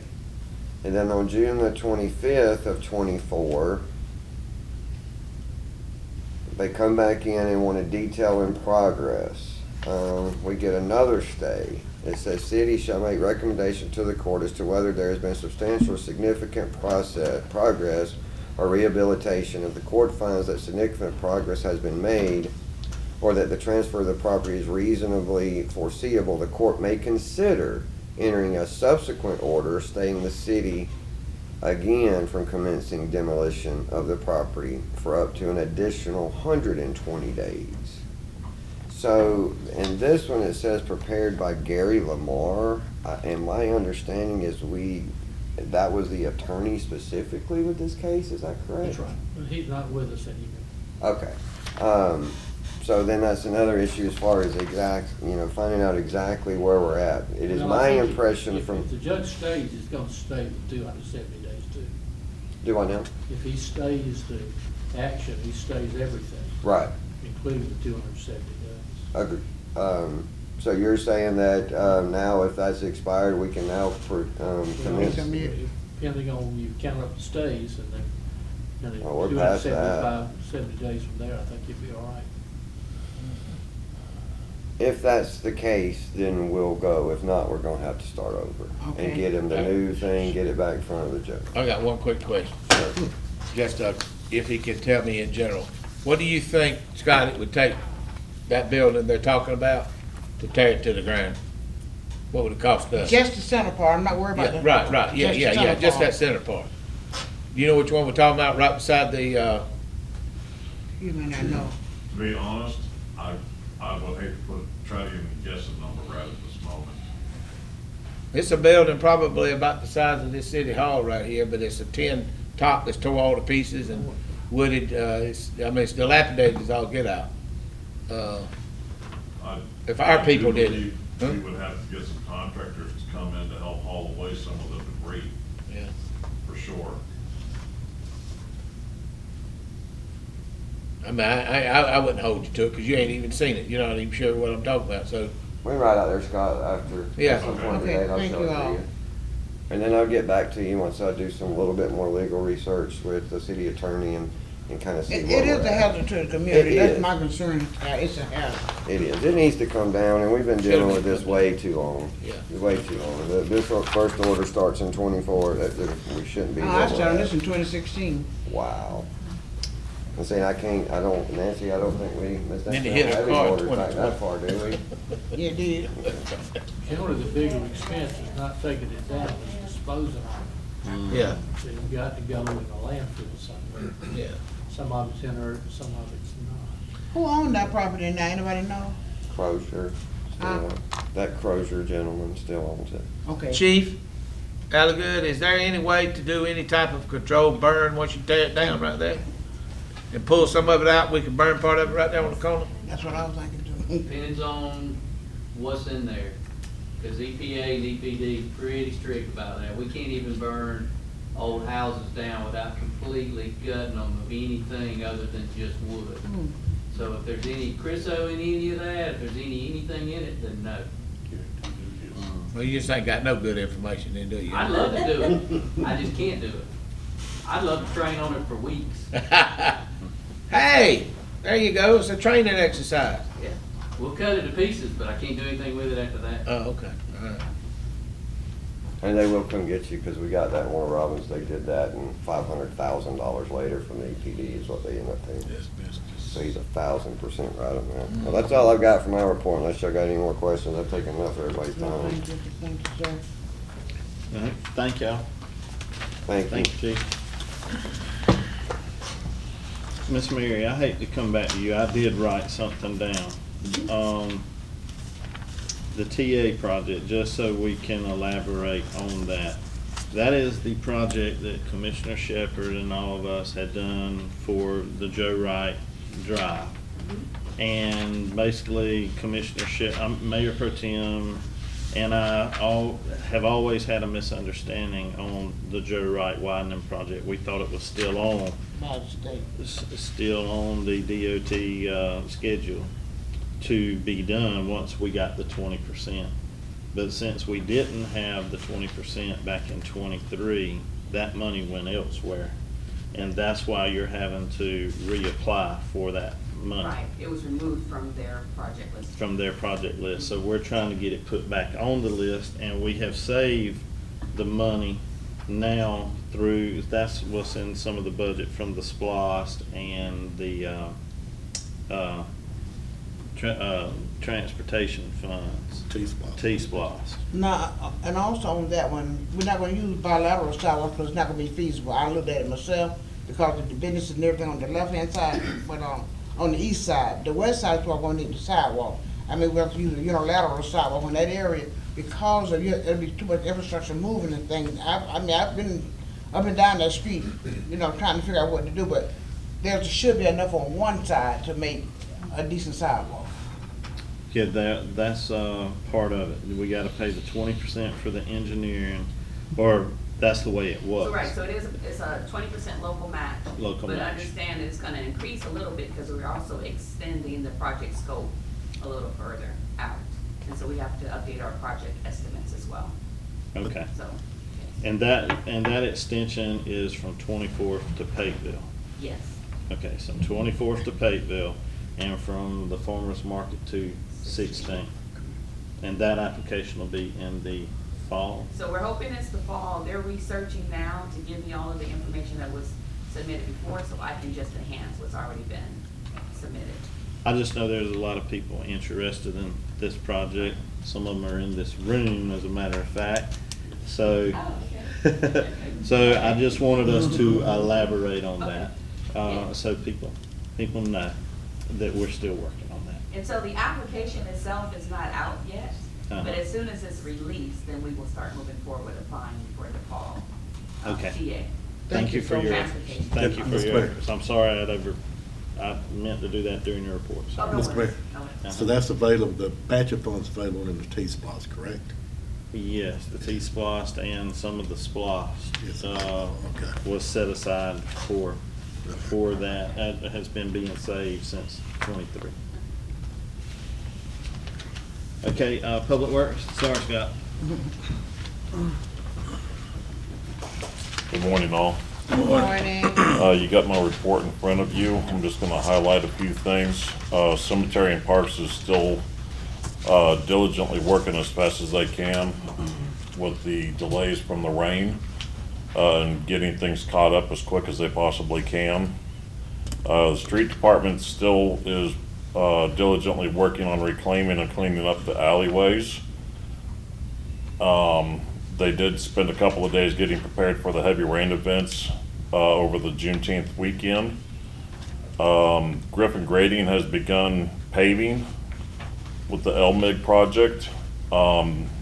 They were in front of Public Works yesterday and got all of 11th paved from Pecan to First, and they're supposed to be moving over towards 12th today to mobilize and get ready to do 12th. The street department also had a demo done on a regenerative air sweeper, and I was there for a portion of that. Things went pretty well. The water and sewer department has completed 49 work orders on water-related calls and 29 for sewer. The department is also working on hydrant repairs throughout the city for the ones that have been down.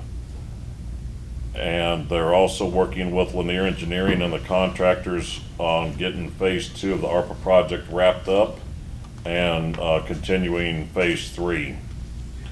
The gas department has completed the demo for the 7 Brew to where they can start taking the building down now.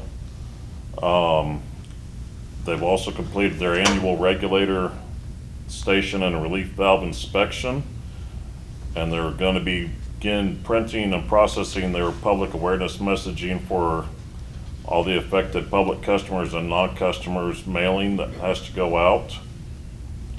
And they completed 59 routine maintenance work orders over the last month. And that's all I have, unless you all have anything else for me. You want to ask me one question? Yes, sir.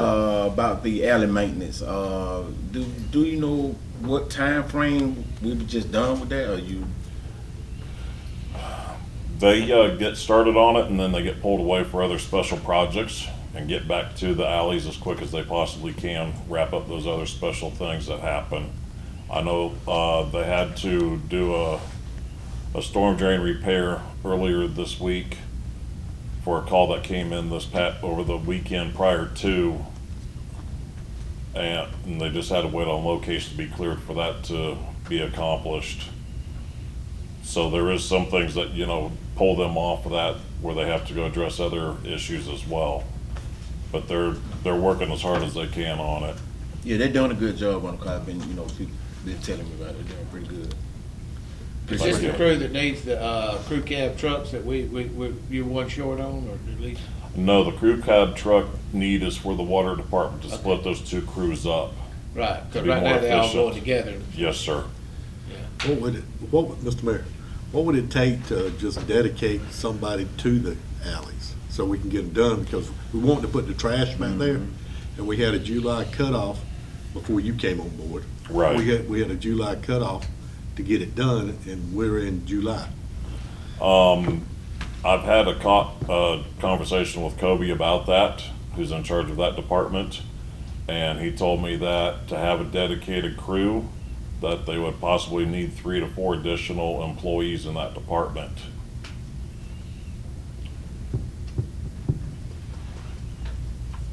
That way he could have a crew dedicated to that while he was able to dedicate the other guys to doing other projects. How many people are you short in your department total? The whole public works?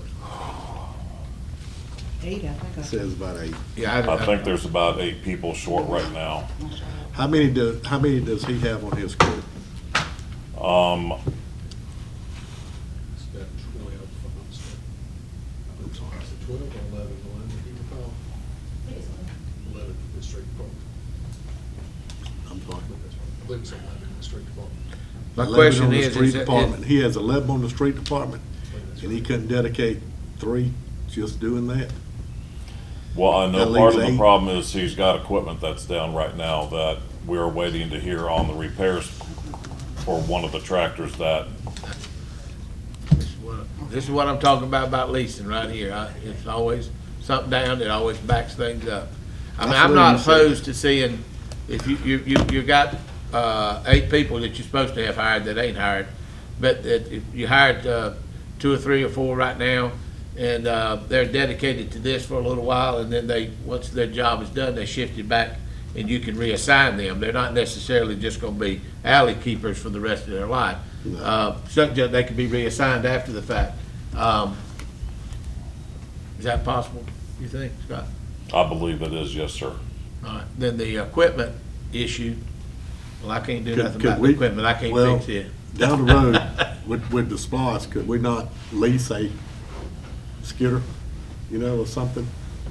Could we not, and then those 3 could be assigned to cleaning those alleys? I believe that could happen, yes, sir. It's a possibility, maybe. In other words, Mayor, you've got people manpower that's supposed to be hired, okay, but Right. it ain't there yet. If you hired some of them now, or over the next couple of weeks or so, and you hired them, and y'all got people put to work, working on those alleys, and once they got them completed, then you can reassign them as you see fit. They Yes, don't sir. have to necessarily be assigned to the alley all the rest of their career. Right. Right, so, But yeah. the street department has 11. Well, there you Well, I go. do know that the street department only has 2 equipment operator positions within it. The rest of them are CDL operators or maintenance workers. So that's my problem. When I moved to the city of Cordele in 1997, the city had a young man named Mr. West. Mr. West only did right-of-ways, and the whole city looked better. Now, the whole Ward 1, I need somebody ASAP on the right-of-ways. 15th Street, Joe Wright Drive, 7th Street are the main streets going through Ward 1. But I need even the streets, all the streets, 5th Avenue, 4th Avenue, 30th. It looks horrible over there. And every time it rains, it gets worse and worse. I know the grass growing fast because I get mine cut at least once a week now. But Right. we need to have somebody, oh God, they look awful over there. So I called David last week. I had a couple of funerals at Bethel Cemetery. I said, please get somebody to go over there and clean that up. And when they cleaned up, when they did 11 Joe Wright Drive, they cut up all the paper. Oh, it looked awful. It looked worse now with the paper cut up in the grass. I said, I can't win. It's a horrible. In one area, just like chipped up paper. So I don't know if we need to get somebody to just help them, like pick up the paper before you cut, or do we have a? Eric, that is in charge of the Cemetery and Parks Department, he does coordinate with the people that Keep Chris Beautiful has in town that is going around and picking up all the trash on a daily basis. he gives them 1 or 2 days heads up notice where they're going to be going to start cutting, so that they can get over there to try to get as much of the trash picked up prior to the guys getting there with the mowers and bush hogs and so on, so that as much of that trash is already gone before they get in there. Mr. Mayor Pro Tem, are y'all allowed to use chemicals like Roundup, just per se on some of the roads? Yes, sir. Yes, Okay, Lord. 'cause take a ride through Ward 3, where the street sweeper hadn't been going. But also look at the roads, there's grass growing up everywhere. And the roads they have, I guess people are pushing their stuff into the curbing, and it's not getting picked up, then it's getting spread down through there. It's throughout Ward 3. And you might not can answer this, but I was told, you correct me if I'm wrong. I will.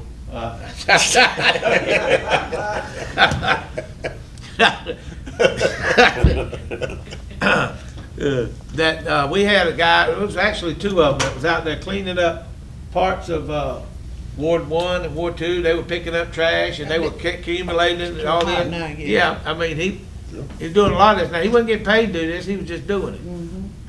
And that code stopped him.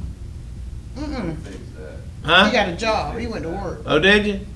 He went to work, he got a job. I'm just wondering, I mean, we got somebody out there that wants to pick up trash and He help. told me he got a job, he went to work. Okay, but I He mean, got a night shift job. And then he also helped take care of his stuff. I know who you're talking about because I'm talking to him. okay, but I heard he got stopped from doing it there at one time. Yeah, that's what I heard. Yeah, I heard she, it, they said- she said, yeah, he was. But he got a job All right, well, he's working now, I get that, but if somebody wants to pick up trash in our community because they want to, yeah, man, they have to get out of the way. now. Mary Darby and I was trying to initiate a program where help me clean up my ward.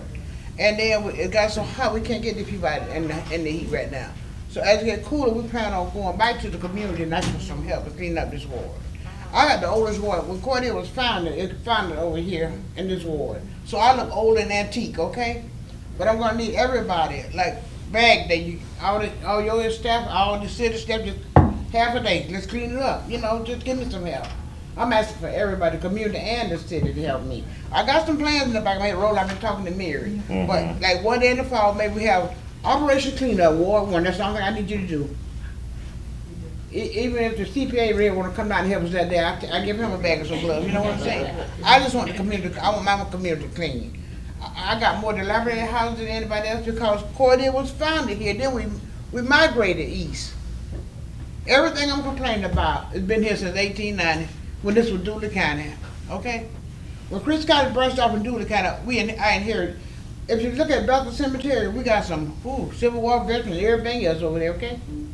And did you know that was the first integrated cemetery we had in Cordele? We got some, and I need somebody to help me with the cemeteries. I mean, it's history here in Cordele. But I need help. So look forward in the fall when it's cool, because I'm too old to be out there in the hot sun right now too. That I want to incorporate the city employees and the community to come together. All these civic organizations, all these different people, let's come together and clean it up. Thank you, sir. Thank you, sir. Yes, ma'am. Okay. The problems with the alleys, is it the grading or is it the widening? The overgrown trees, which one, if you had to say what you needed help with to get this project going, which one? I would think that, from what Kobe has shared with me, that most of it is the overgrowth. The overgrowth? Yes. So, we've dealt with some overgrowth before on some of the streets, and we got a contractor to help clean out the streets and everything, some tree surgeons. Would it be feasible to try to bid out that for the widening part, and then Public Works handle the grading part?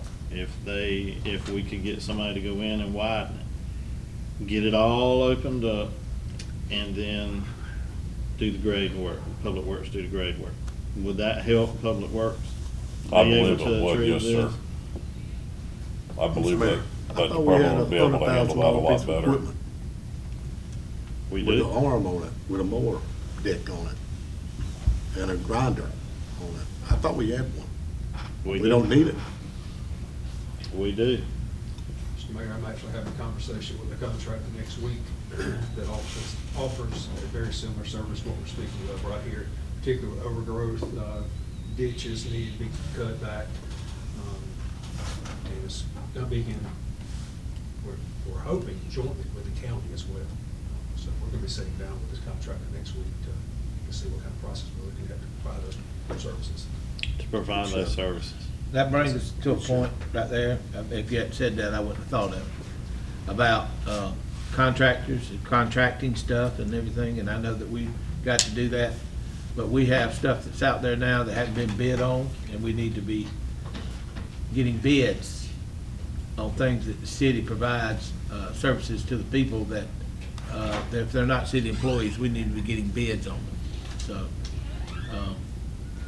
let's make sure that we do that, because that's, that keeps us out of a potential suit of some type down the road, ain't that right, Mr. Cole? Well, it keeps you out of political trouble. Yeah, well, that's there you go, either way. It don't keep us from getting sued, does it? We get sued anyway. Yeah, we get sued anyway, but that's all right. Okay, is there anything else for Public Works? Okay, thanks, Scott, appreciate your time.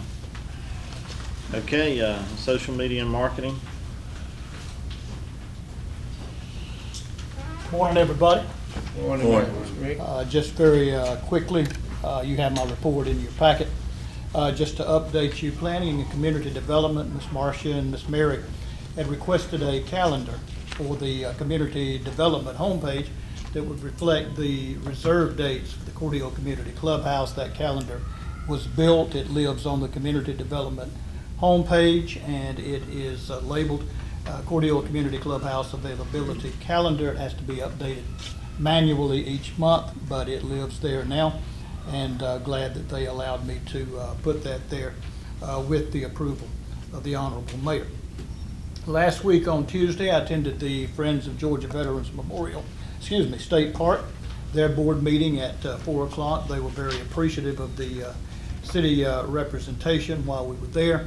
We saw some of the additions that have been put out there at the park, gathered some video as well, which leads me into my next point. We are building the Propel Ramble video that we're going to be presenting on July 22nd, and that video will be going in there as well. We'll be editing on that tomorrow for presentation to the Propel Committee, hopefully toward the end of the week.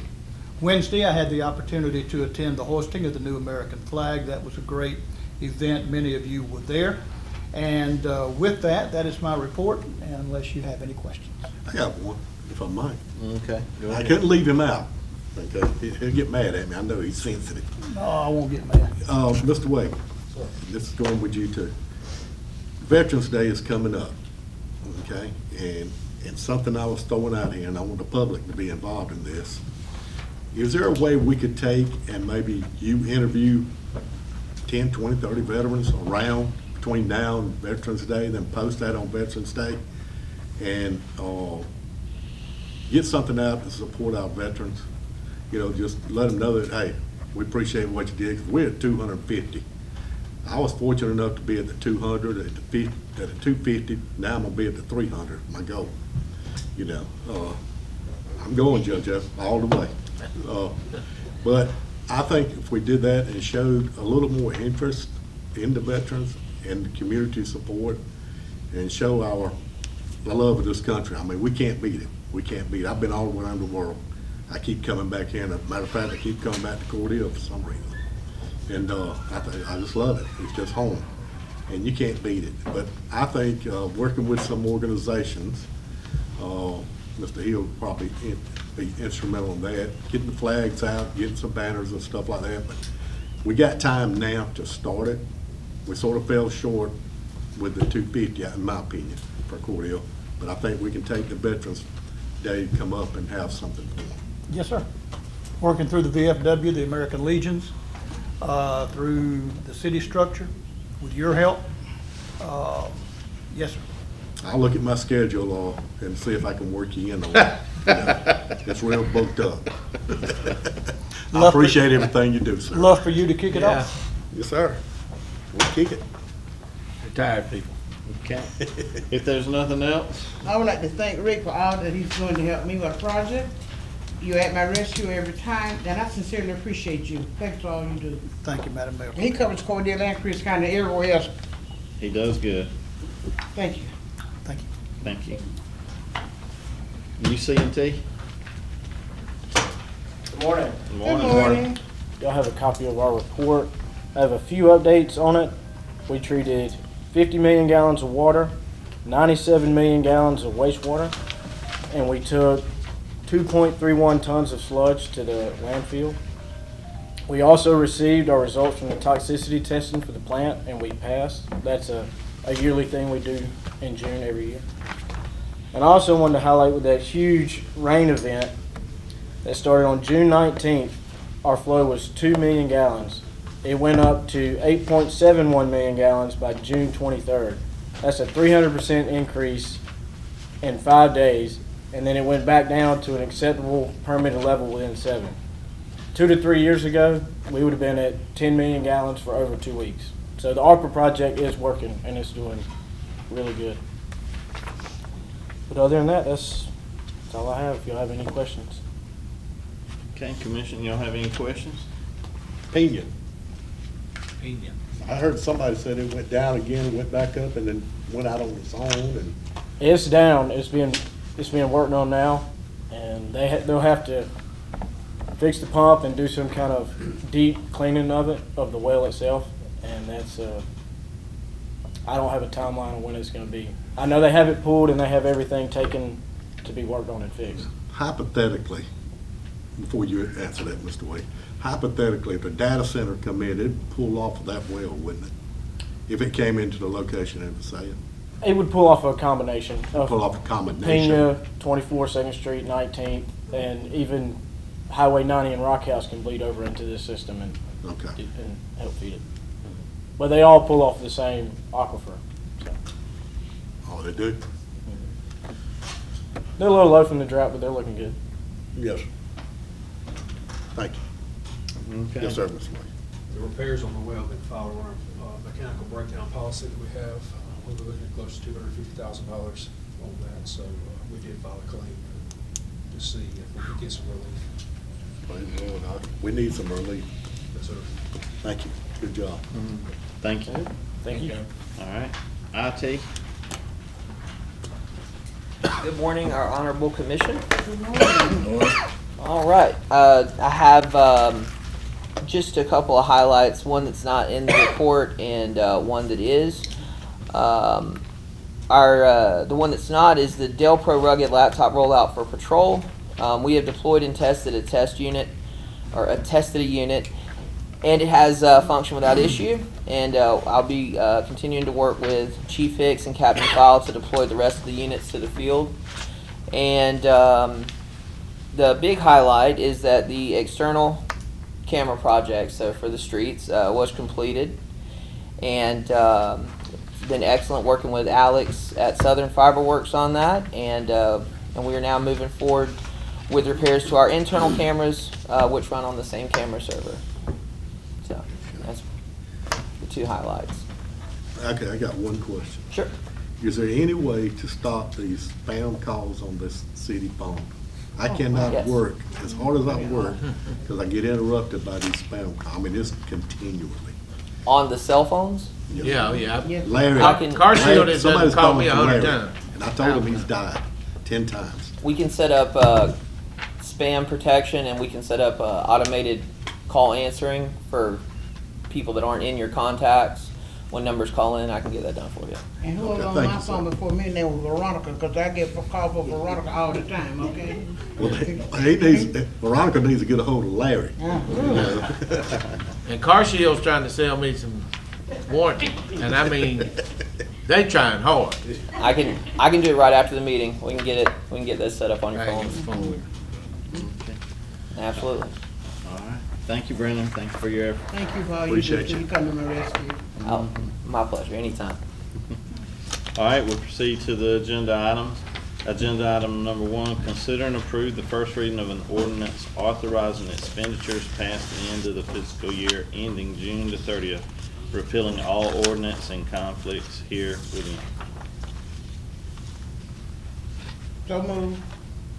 Okay, you got a motion, is there a second? Second. Okay, motion and a second, all in favor? Aye.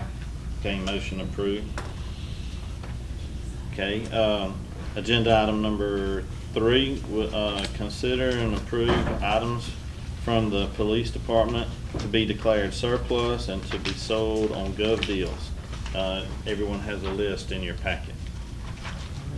So moved. So moved. And a Second. Yep. Okay. We have a motion and a second, all in favor? Aye.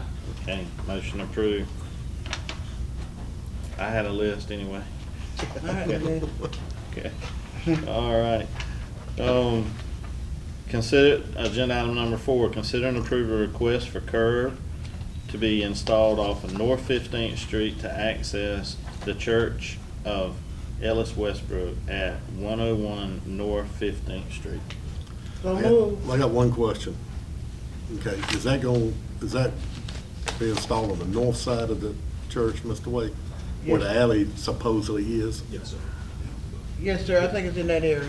Okay. On the other. Well, there's an end. alley supposedly that Oh, runs it's gonna be there. on 15th in that area, what, you know, Well, by north the of alley. Like Yes, you got sir. the trailer? What should have been the alley. Right, right, okay. Yes, sir. Okay. We got a motion, is there a second? Second. Okay, motion and a second, all in favor? Aye. Okay, motion approved. Okay, agenda item number 5, the discussion of the water and natural gas rate study. Mr. Mayor, this is not the formal study that Eddie is working on. This is one that we just compiled here in-house, comparing some of our surrounding entities to see where we're at in comparison to them. Page 2, you can see the benchmark there where we fall right in the middle. Quite a few cities are below us, quite a few are above us. There's also some recommendations in here for increasing or having a moderate water water rate increase. From what I can tell, it's been 7 years since we passed on any kind of increase. As you know, this is not to balance the budget, this is to maintain operations. Every day there's operational expenses, and so we need to have these adjustments just to be able to keep on track with making the department self-sufficient, more so than generating revenue. Just want to get that message out. We're not trying to generate revenue and balance the budget. These are operating expenses that we experience every day that we need to have income to sustain those. Okay. Commissioners, y'all have any questions? Which one do we reckon? It's a 5, 8, and a 10. I say Millard Road 8, which would only increase, I've just seen it. $2.16 for if you're using a 5,000 gallon benchmark. Okay. This is just residential only. Keep in mind too, there is also sewage attached as well. What about commercial and all that? We would apply the same percentage. Same for percentage. commercial. So you only went 5%, right? I've got a 5 and 8 and 10% scenario in there. Okay. 5, 8, yeah, that's. A is $2.16 For 5,000 per gallons. 5,000 gallons. I use less than 2,000.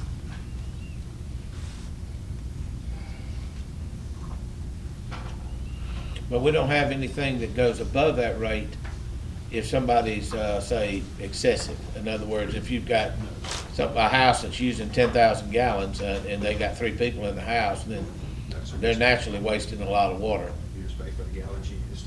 We don't have any kind of block think it pricing. ought to- We don't have any kind of block pricing in place. Well, that block pricing is something that we talked about, because, I mean, like I said, the average person out here that's paying their water bill, I ain't interested in increasing anything.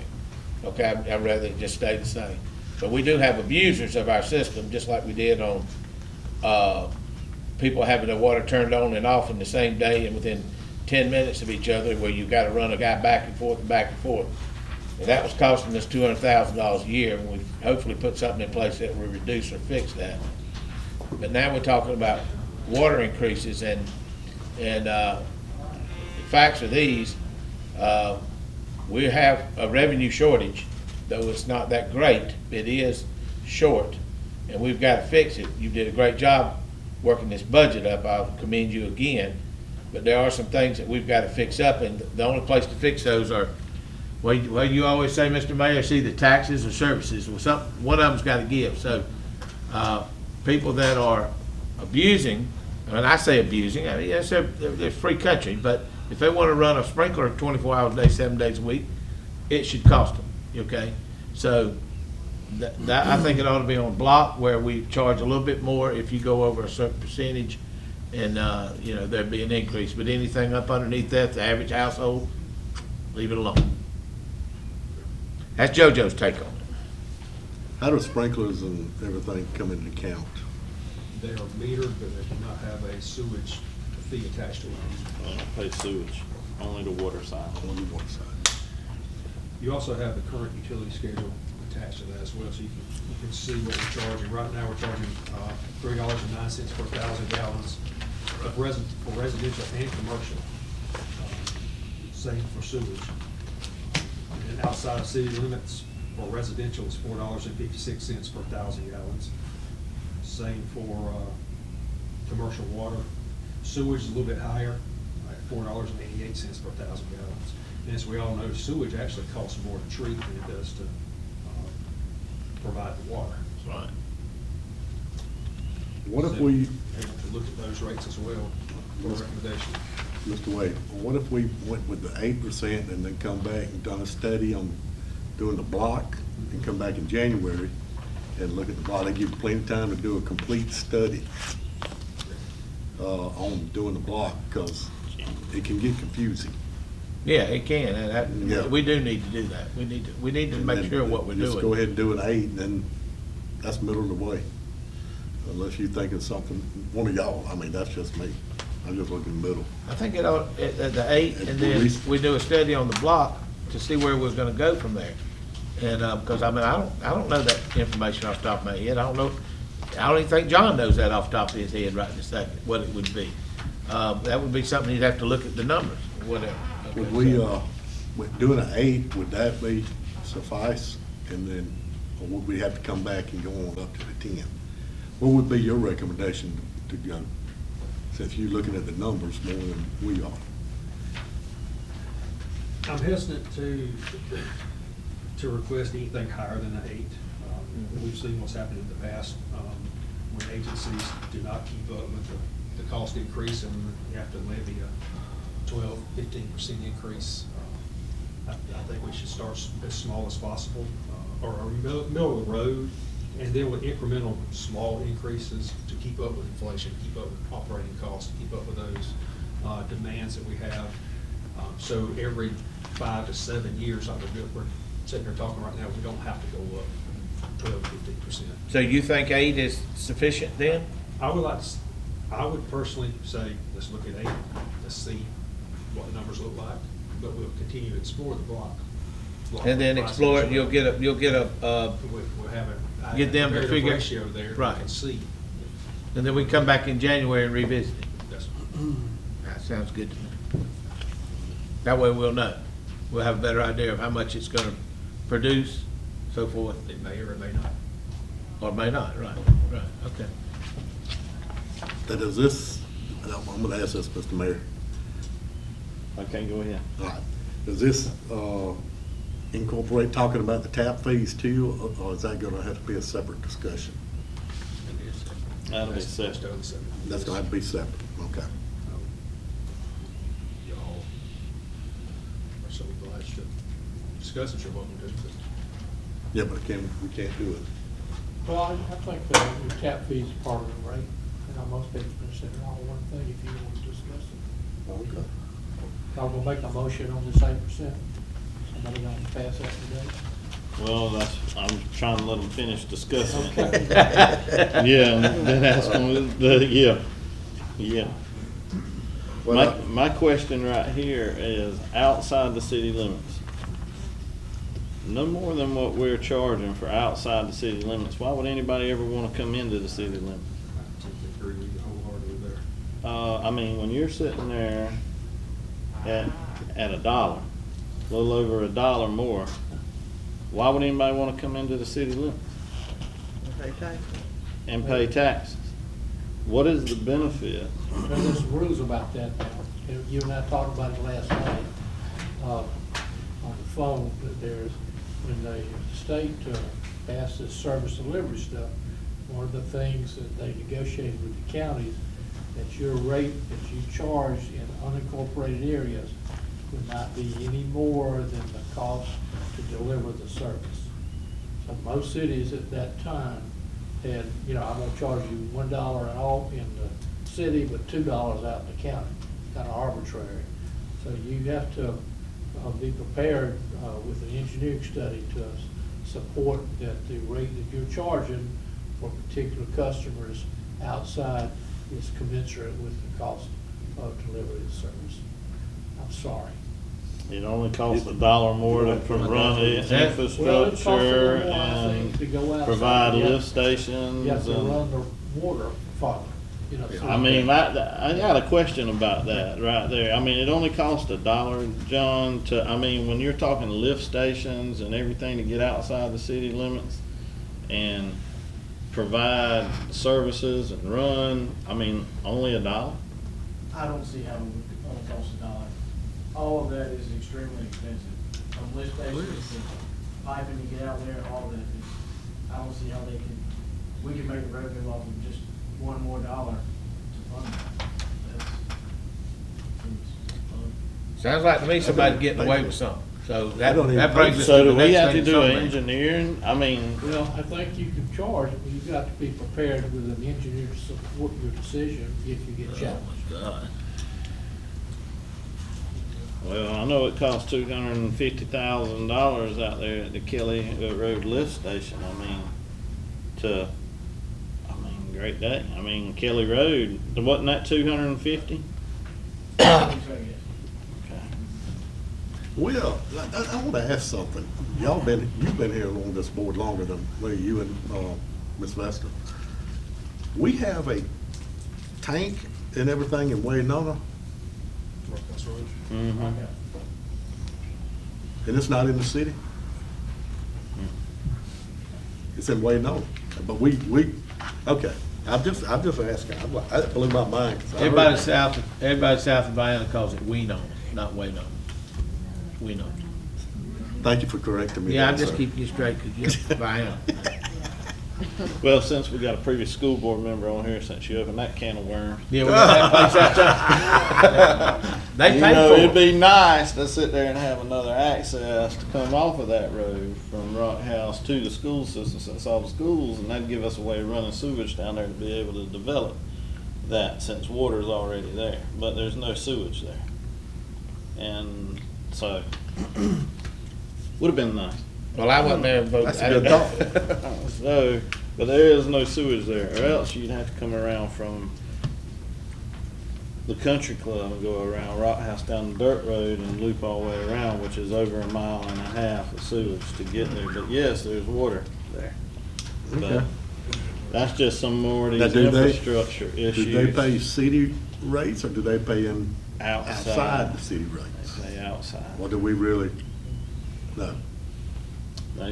No, there's a few water customers there on outside rates. So we're pumping water all the way to Rock House Road, We got a tank on Rock House Road. but we pump water to the tank? We got a well there. Got a well. Uh, We could pump And all to, this is outside the city. Mm-hmm. We could pump What to that y'all been petrol. doing couldn't for the we? last 20 years? And that's been in place a long I time, know. with no sewage down there. That well was dug in 1999. Of course, part of the problem is the city limits, like a Rorschach. Yes, it was dug right Yeah. there. It's just all. So which brings you to the Okay. annexation question. There's a lot of property between the city limits and Rock House, and people have to ask to come into the city limits because that's not contiguous. You have to have people, you can't annex property that's not contiguous to the city. So there's your elephant in the Now, the room general about the assembly Rock can- House. Let me say this, as far as a person's homestead, I'm not one to is in favor of annexing people that just happen to, now, if they're on our well and sewage, that's a different animal. But if they're not, and they just happen to be in the line of fire, contiguous, as you say, I'm not one that says we need to go out and be annexing people in that regard. I will say if they're on our services, yes. But I don't, and anybody that wants to, that's where we're coming up on item number 6, is fixing to be coming up there. If you want to get our services from here on out, you're gonna be in the city. That's just my take on it. What we're doing is we're feeding people this service, and we are fixing that service for them, and we are eating those costs. And we're over a period of 10 years, that could be several $1 million, actually. So we're feeding this beast ourselves. So at some point in time, we've got to put a Band-Aid on it and stop the bleeding. And because we're bleeding money. We've been bleeding money on things that we have no control over. Well, this is why I'm questioning. I got you. Yeah. Questioning this rate, because you have the water tower, you have that well that's been in place since 1999. You got lift stations, and we're sitting here only charging $1 more. I don't understand how our cost, when you look at this, and I know Mr. Coleman and I discussed this the other night. We did. I'll be honest, because I do not understand how $1 can justify the well that we're talking about, the pumping of water to that, and the infrastructure to get it here and there. I do not understand why $1 is all we charge when we have all that infrastructure cost.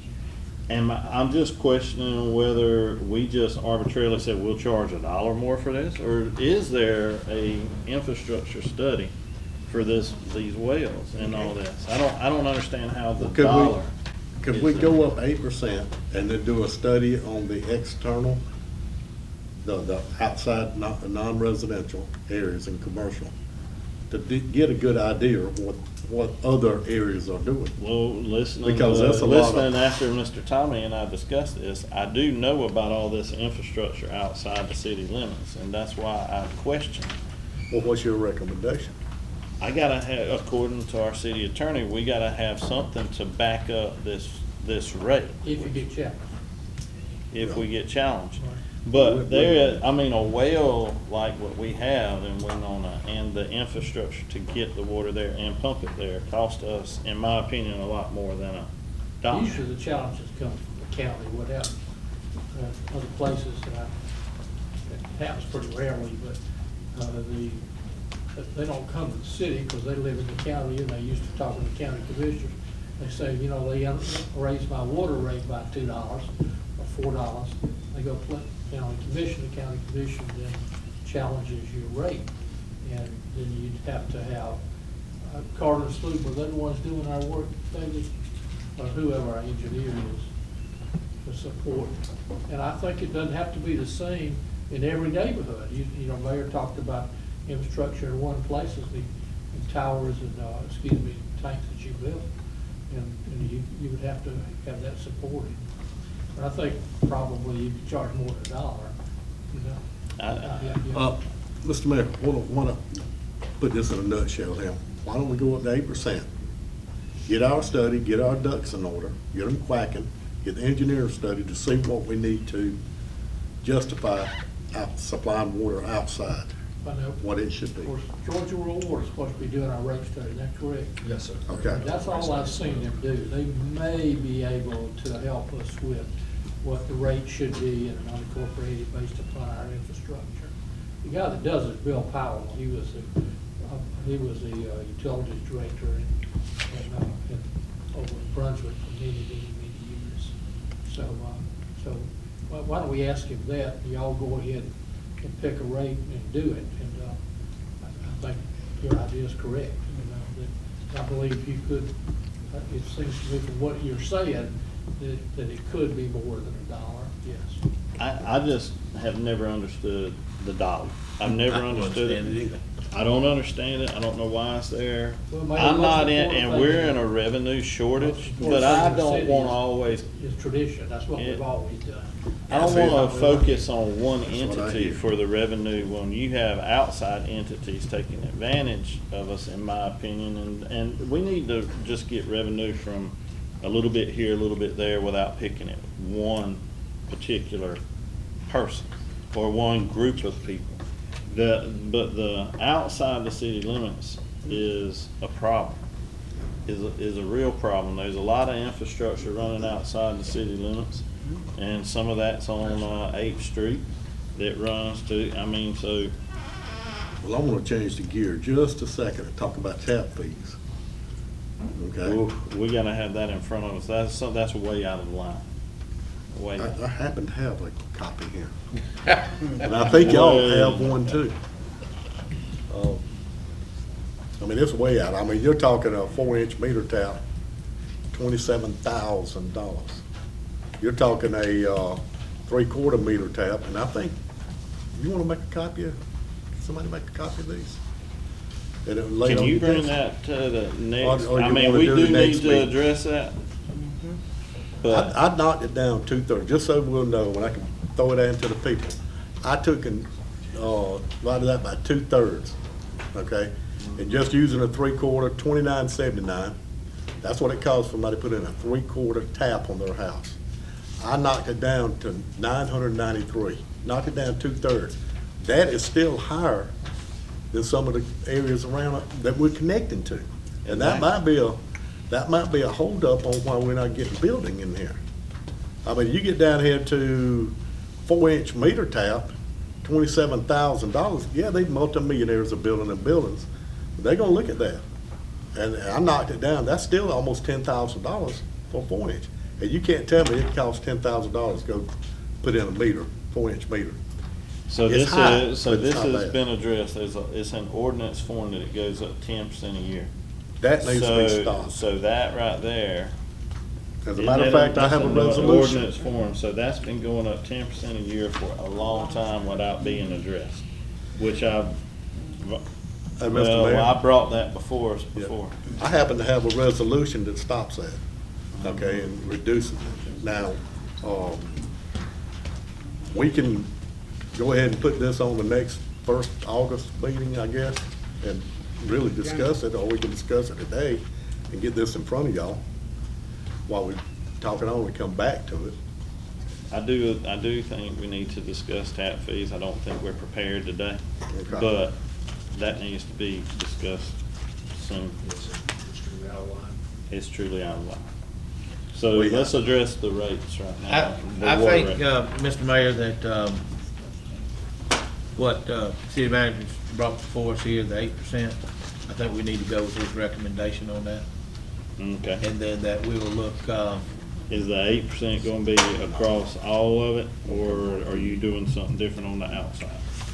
the outside's gonna be a different animal.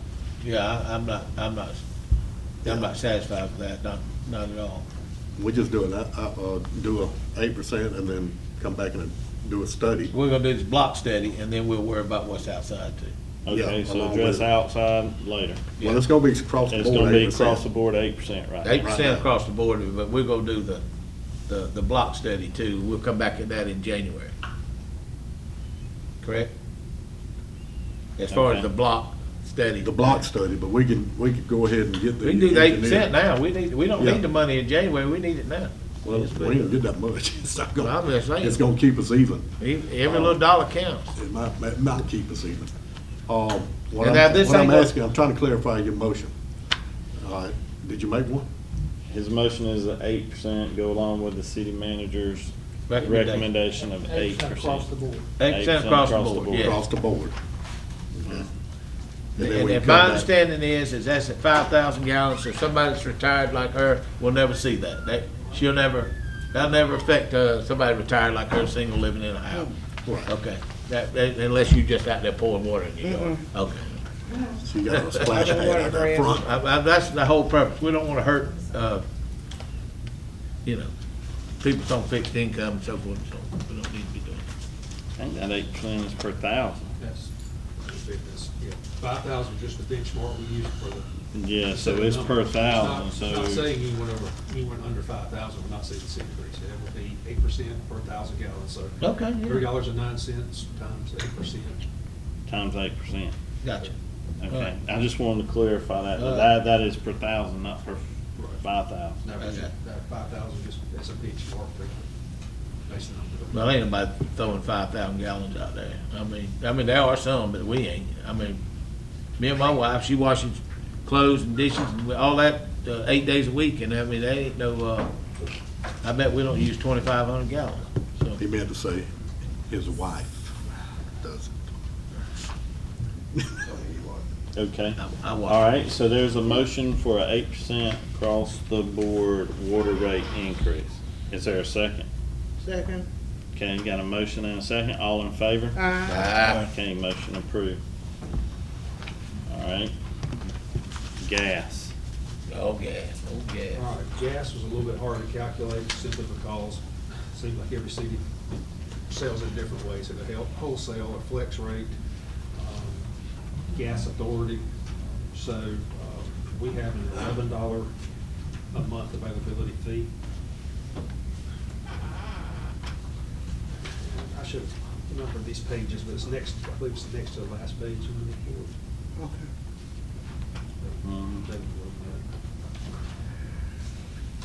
You can see the gas rates here for Cordele, Vanilla, Hawkinsville, Perry, Cochrane.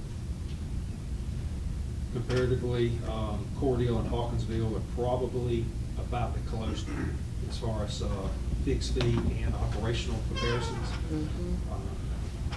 Like I said, Camilla, they have the $6.50 base fee. They do a wholesale cost per 1,000 cubic feet, plus an additional $4 per 1,000 cubic feet distribution fee.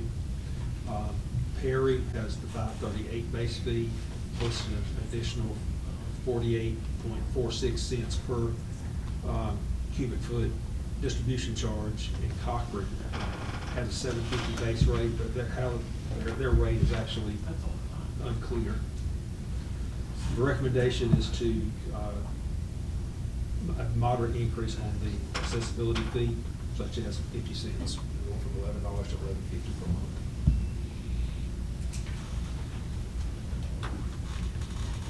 Okay. Y'all heard the recommendation of the city manager. Do y'all have any input? 10% for the gas. Pardon me? You saying 10% for? 50 cents. 50 cents. On the accessibility fee on the $11 that we pay. Okay. That home pays, move that up to $11.50. I got So how much is the total overall that's going up on the rate of the gas? Yes, it's a flex rate based on the market, varies per month. Right, okay.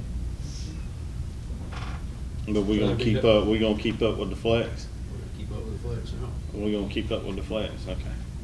We ain't been keeping up with it real good, is that what you're saying? I'm not gonna say that. Oh, yes. I don't know what happened. I'm new to this, I don't know what happened. I got you, I'm just, sounds like we wasn't keeping up with it real good, and we probably lost some money in doing that. I think them gas don't keep up with it for you. You're exactly right, them guys gonna be a They lot let you safer. know. They're gonna tell you what they're charging. Okay. That's part of the switching from C-gas to municipal gas. All right, So they can help us keep up with the variable rates. okay. Okay.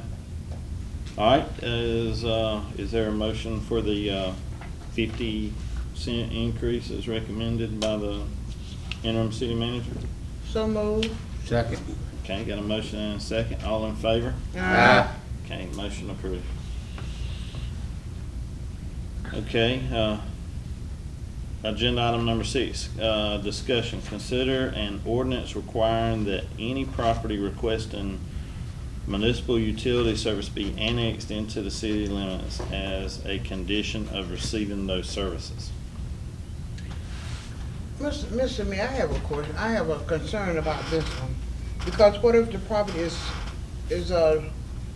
miles away out there in the county that we provide water to? How can we just, It can't be annexed. huh?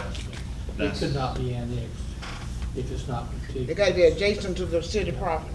That's the problem with the Winona issue that we were just talking about. There's a lot of property, In between it. but in between, That in between. and it's gonna hurt not us. contiguous.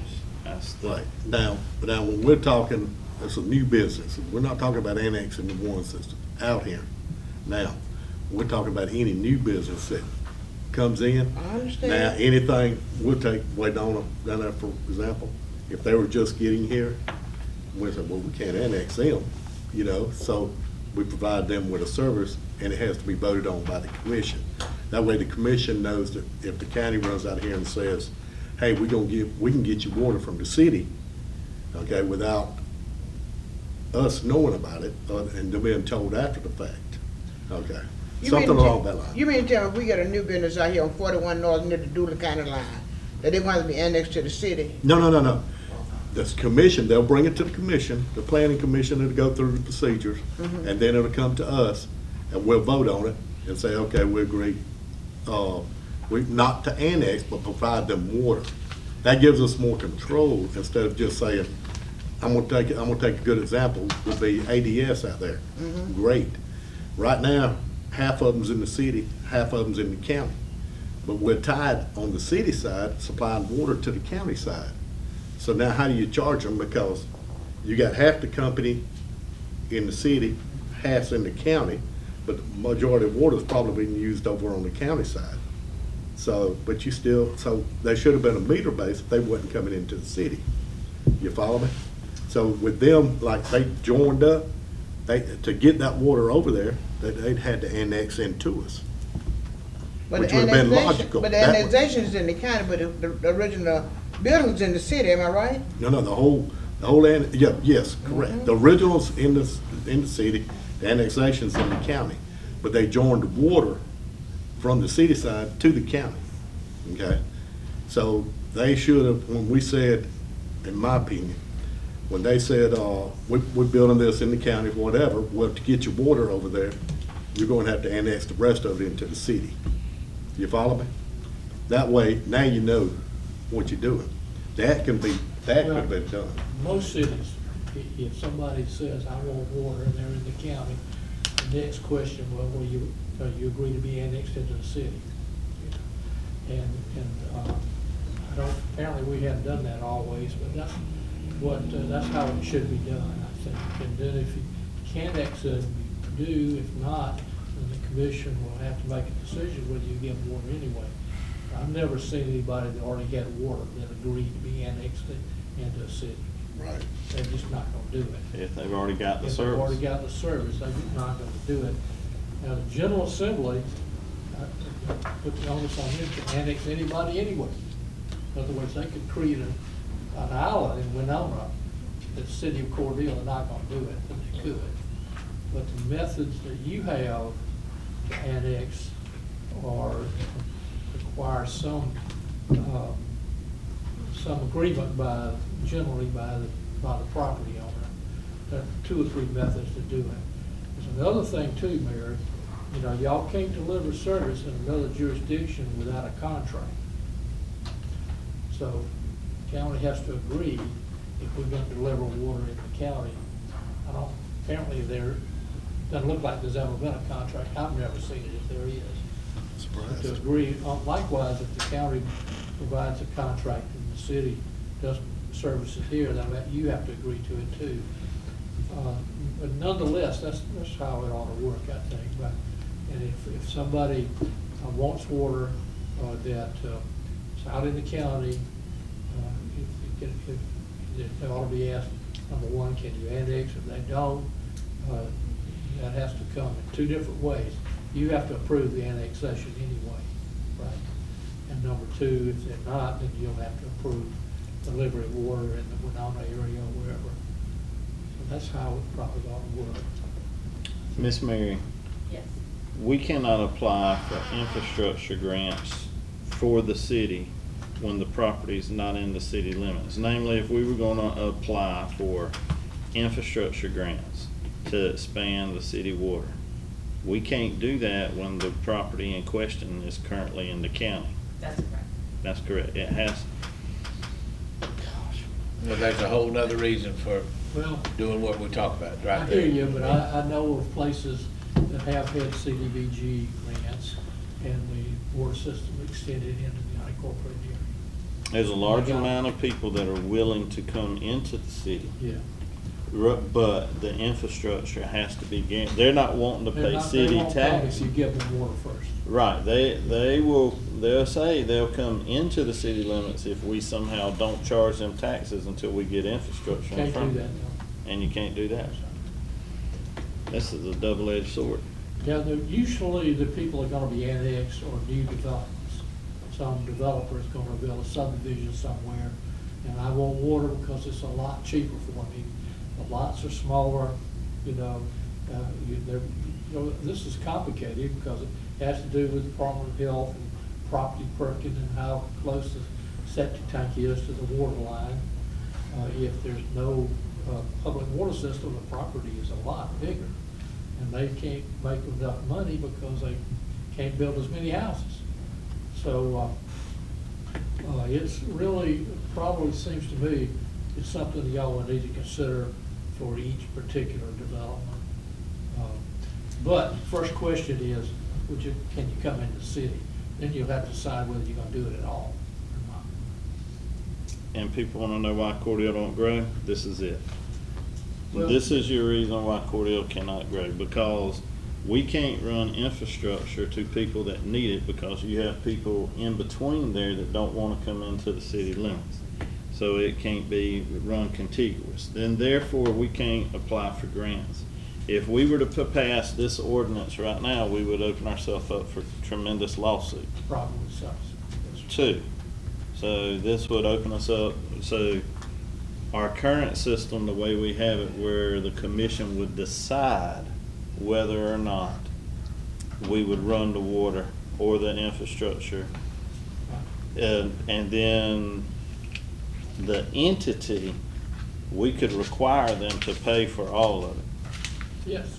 If they wanted it bad enough, they would have to pay for all of it, and we don't have to run it at cost. Yeah, I think you got an ordinance about. That's right. How much the developer pays, I don't remember exactly what it is, but, I'm just trying to explain to the general public, what we're up against right here, and It's a it's a development problem, deal. it's a real bad problem.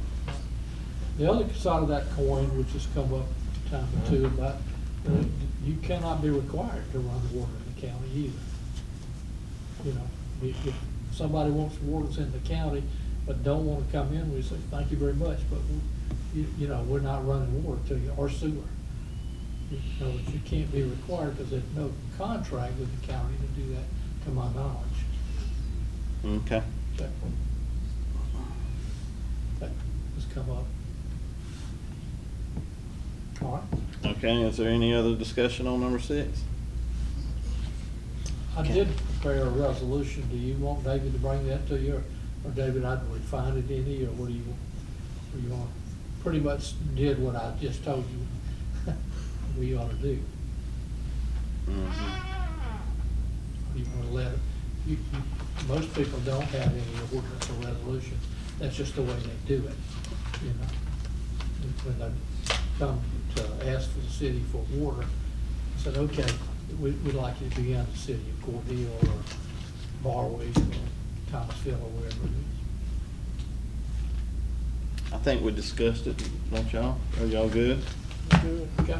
Okay. Good to go. Thank you. All right, city manager's report. There's my report, the 8% increase on the water fees and the gas. Speak up, please. The increase on the water fees and the gas accessibility fee, what's gonna be the effective date on that? First, the next billing cycle, whatever that may be? We voted Yes. both of them. Yeah. Yeah. I know you- Yeah, I next know you bill. voted for both of them, but effective as of, August we never had a 1st. date. How about that? August first. August 1st. Or the next billing cycle. When's the next billing cycle? Well, we almost always have one going. We have one that was just built, probably next week we'll start over. Okay. Next billing cycle. Is that consensus? Yes. Yes, sir. Okay.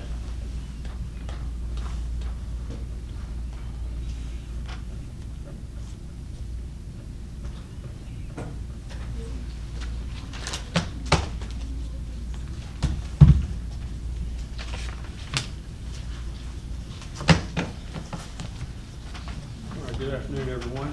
Afternoon. Try to run through my report as quickly as possible.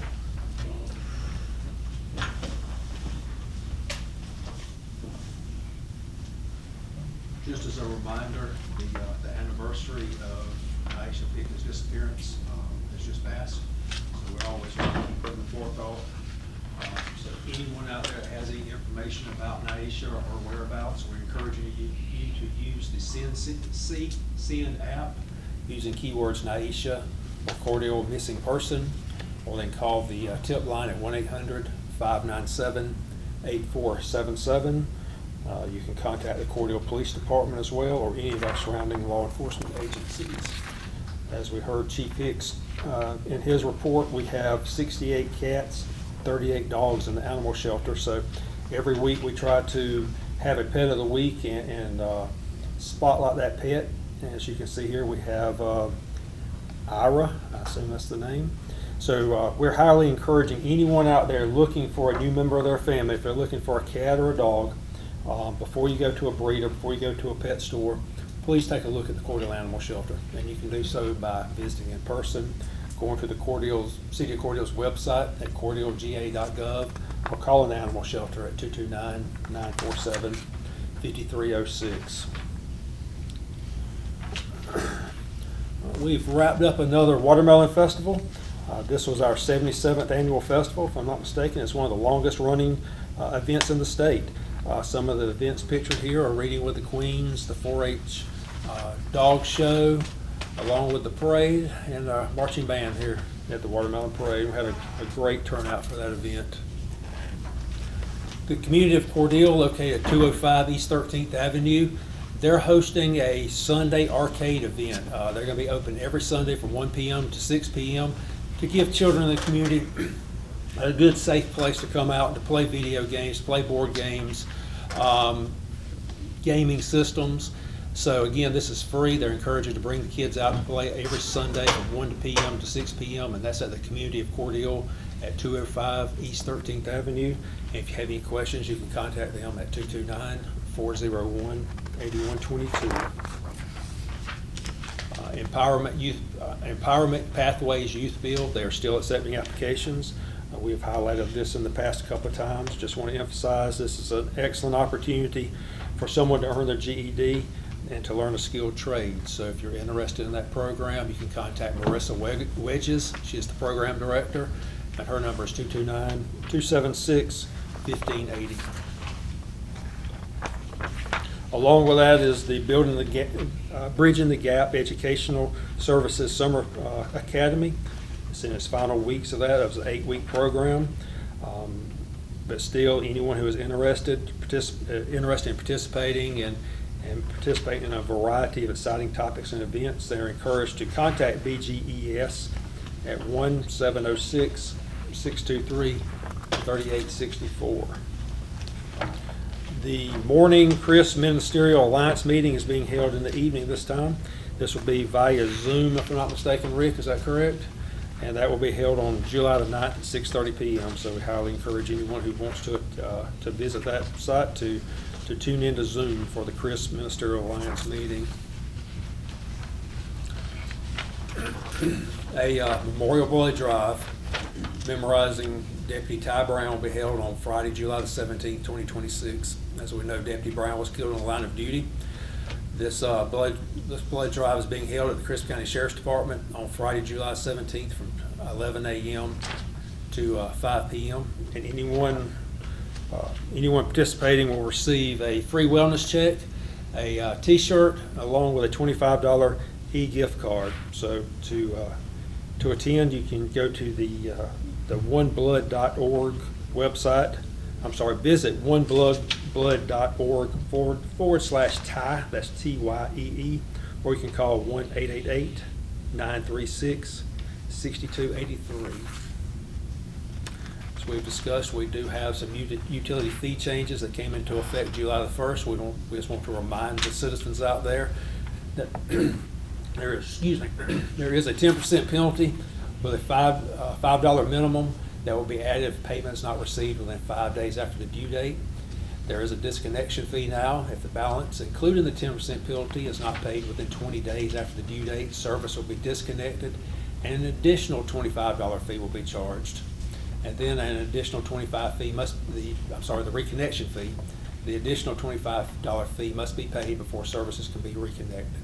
There is also an after-hours charge if the water is cut off after hours, or if it has to be reconnected after hours, after 6 p.m., there will be a $60 per hour fee for every hour necessary to make the reconnect. Some of the upcoming events, as we mentioned a moment ago, the Chris Ministerial Alliance meeting will be held on Thursday, July the 9th at 6:30 p.m. via Zoom. The Historic Preservation meeting is Wednesday, July the 15th, here in the courtroom at 6 p.m. The Planning Commission meeting is Tuesday, July the 16th, here in the courtroom at 10 a.m. Propel Ramble, that will be going on Wednesday, July the 22nd, 2026. Kickoff will be at the Albany State University at 8 a.m., and that's the Cordele campus of Albany State. And we will have a group here touring the city. Ribbon cutting for the Community of Cordele, Inc. will be held on Thursday, July 23rd at their location at 205 13th Avenue East, and that will be at 10 a.m. We have a couple of items here to update everyone on. Public Works operating hours during the summer months when it's so brutally hot. We've cut the hours back from 7 a.m. to 3 p.m. to give those guys a little bit of relief.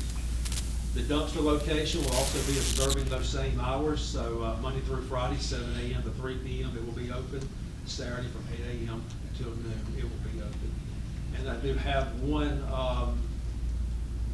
item that I need your approval on. I'm requesting an increase in the fire department's personal pay time off accrual. Want to increase that to 12 hours per month. Right now, members of that department work a 24-hour on, 48-hour off schedule. However, they accrue what we call sick leave, personal pay time off. They accrue at 11.2 hours per month. So accruing 12 hours per month means a firefighter can earn 1/2 of a 24-hour shift each month, making benefits easier to understand and administer. A 12-hour accrual eliminates the need to track fractional hours, reducing payroll complexity and minimizing calculation errors. And also, the 12-hour accrual helps the city remain competitive in recruiting and retaining quality employees. So we'd like to request your approval to change the fire department accrual rate from 11.2 to 12 hours per month. So moved. Second. Okay, got a motion and a second. All in favor? Aye. Okay, motion approved. And lastly, you have a list of the meetings and events I've attended in the past month. And that's all I have, unless you have any questions. Okay, are there any questions? I don't have any question, I have a comment. On the Community of Cordele Center, it's been doing a great job in the community with our children and our young people as well as the families. However, they're having some difficulty with air in that building right now. So they're reaching out to anyone who would like to make a donation or anyone who can help them get that air system back up. It's an antique system, so they're going to need some old soldiers out there trying to help get this air conditioning system back up.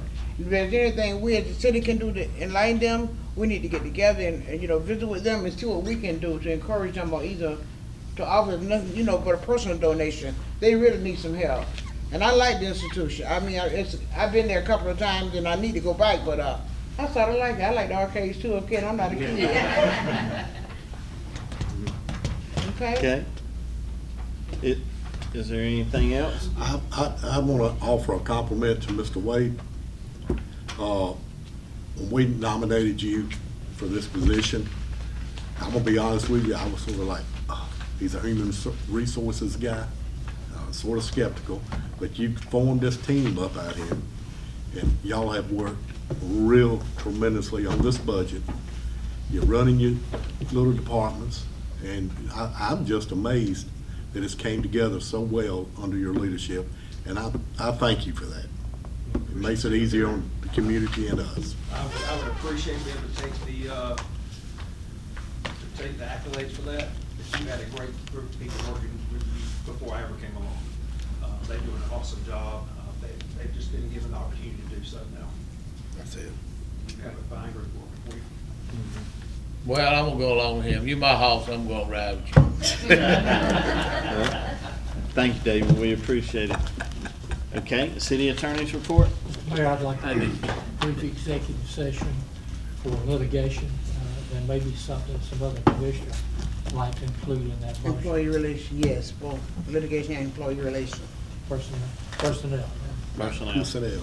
Okay, is there a motion for executive moved. session for Second. personnel and litigation? Second. Okay, motion and a second, all in favor? Aye. Okay, Mr. Chairman, Mr. Mayor, if I may, I'm gonna toot my own horn.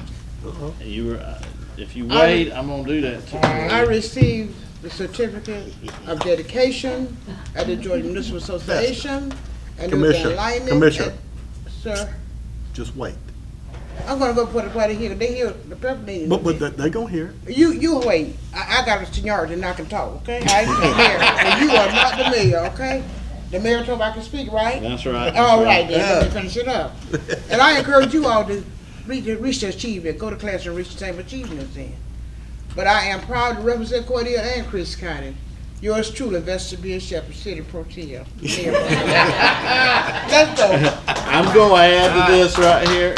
Mayor Pro Tem has been dedicated to the city of Cordele, and the certificate of dedication that she has received is the highest honor the Georgia Municipal Association can put on somebody based upon her hours.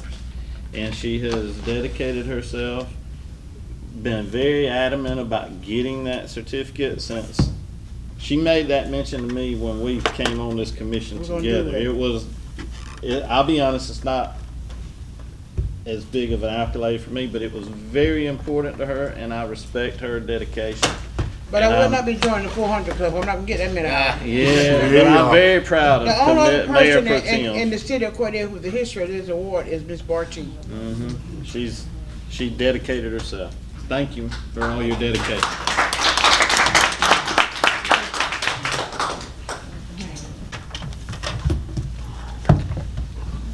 Okay, is there a motion to come out of executive session? So moved. Okay, you got a motion, is there a second? Second.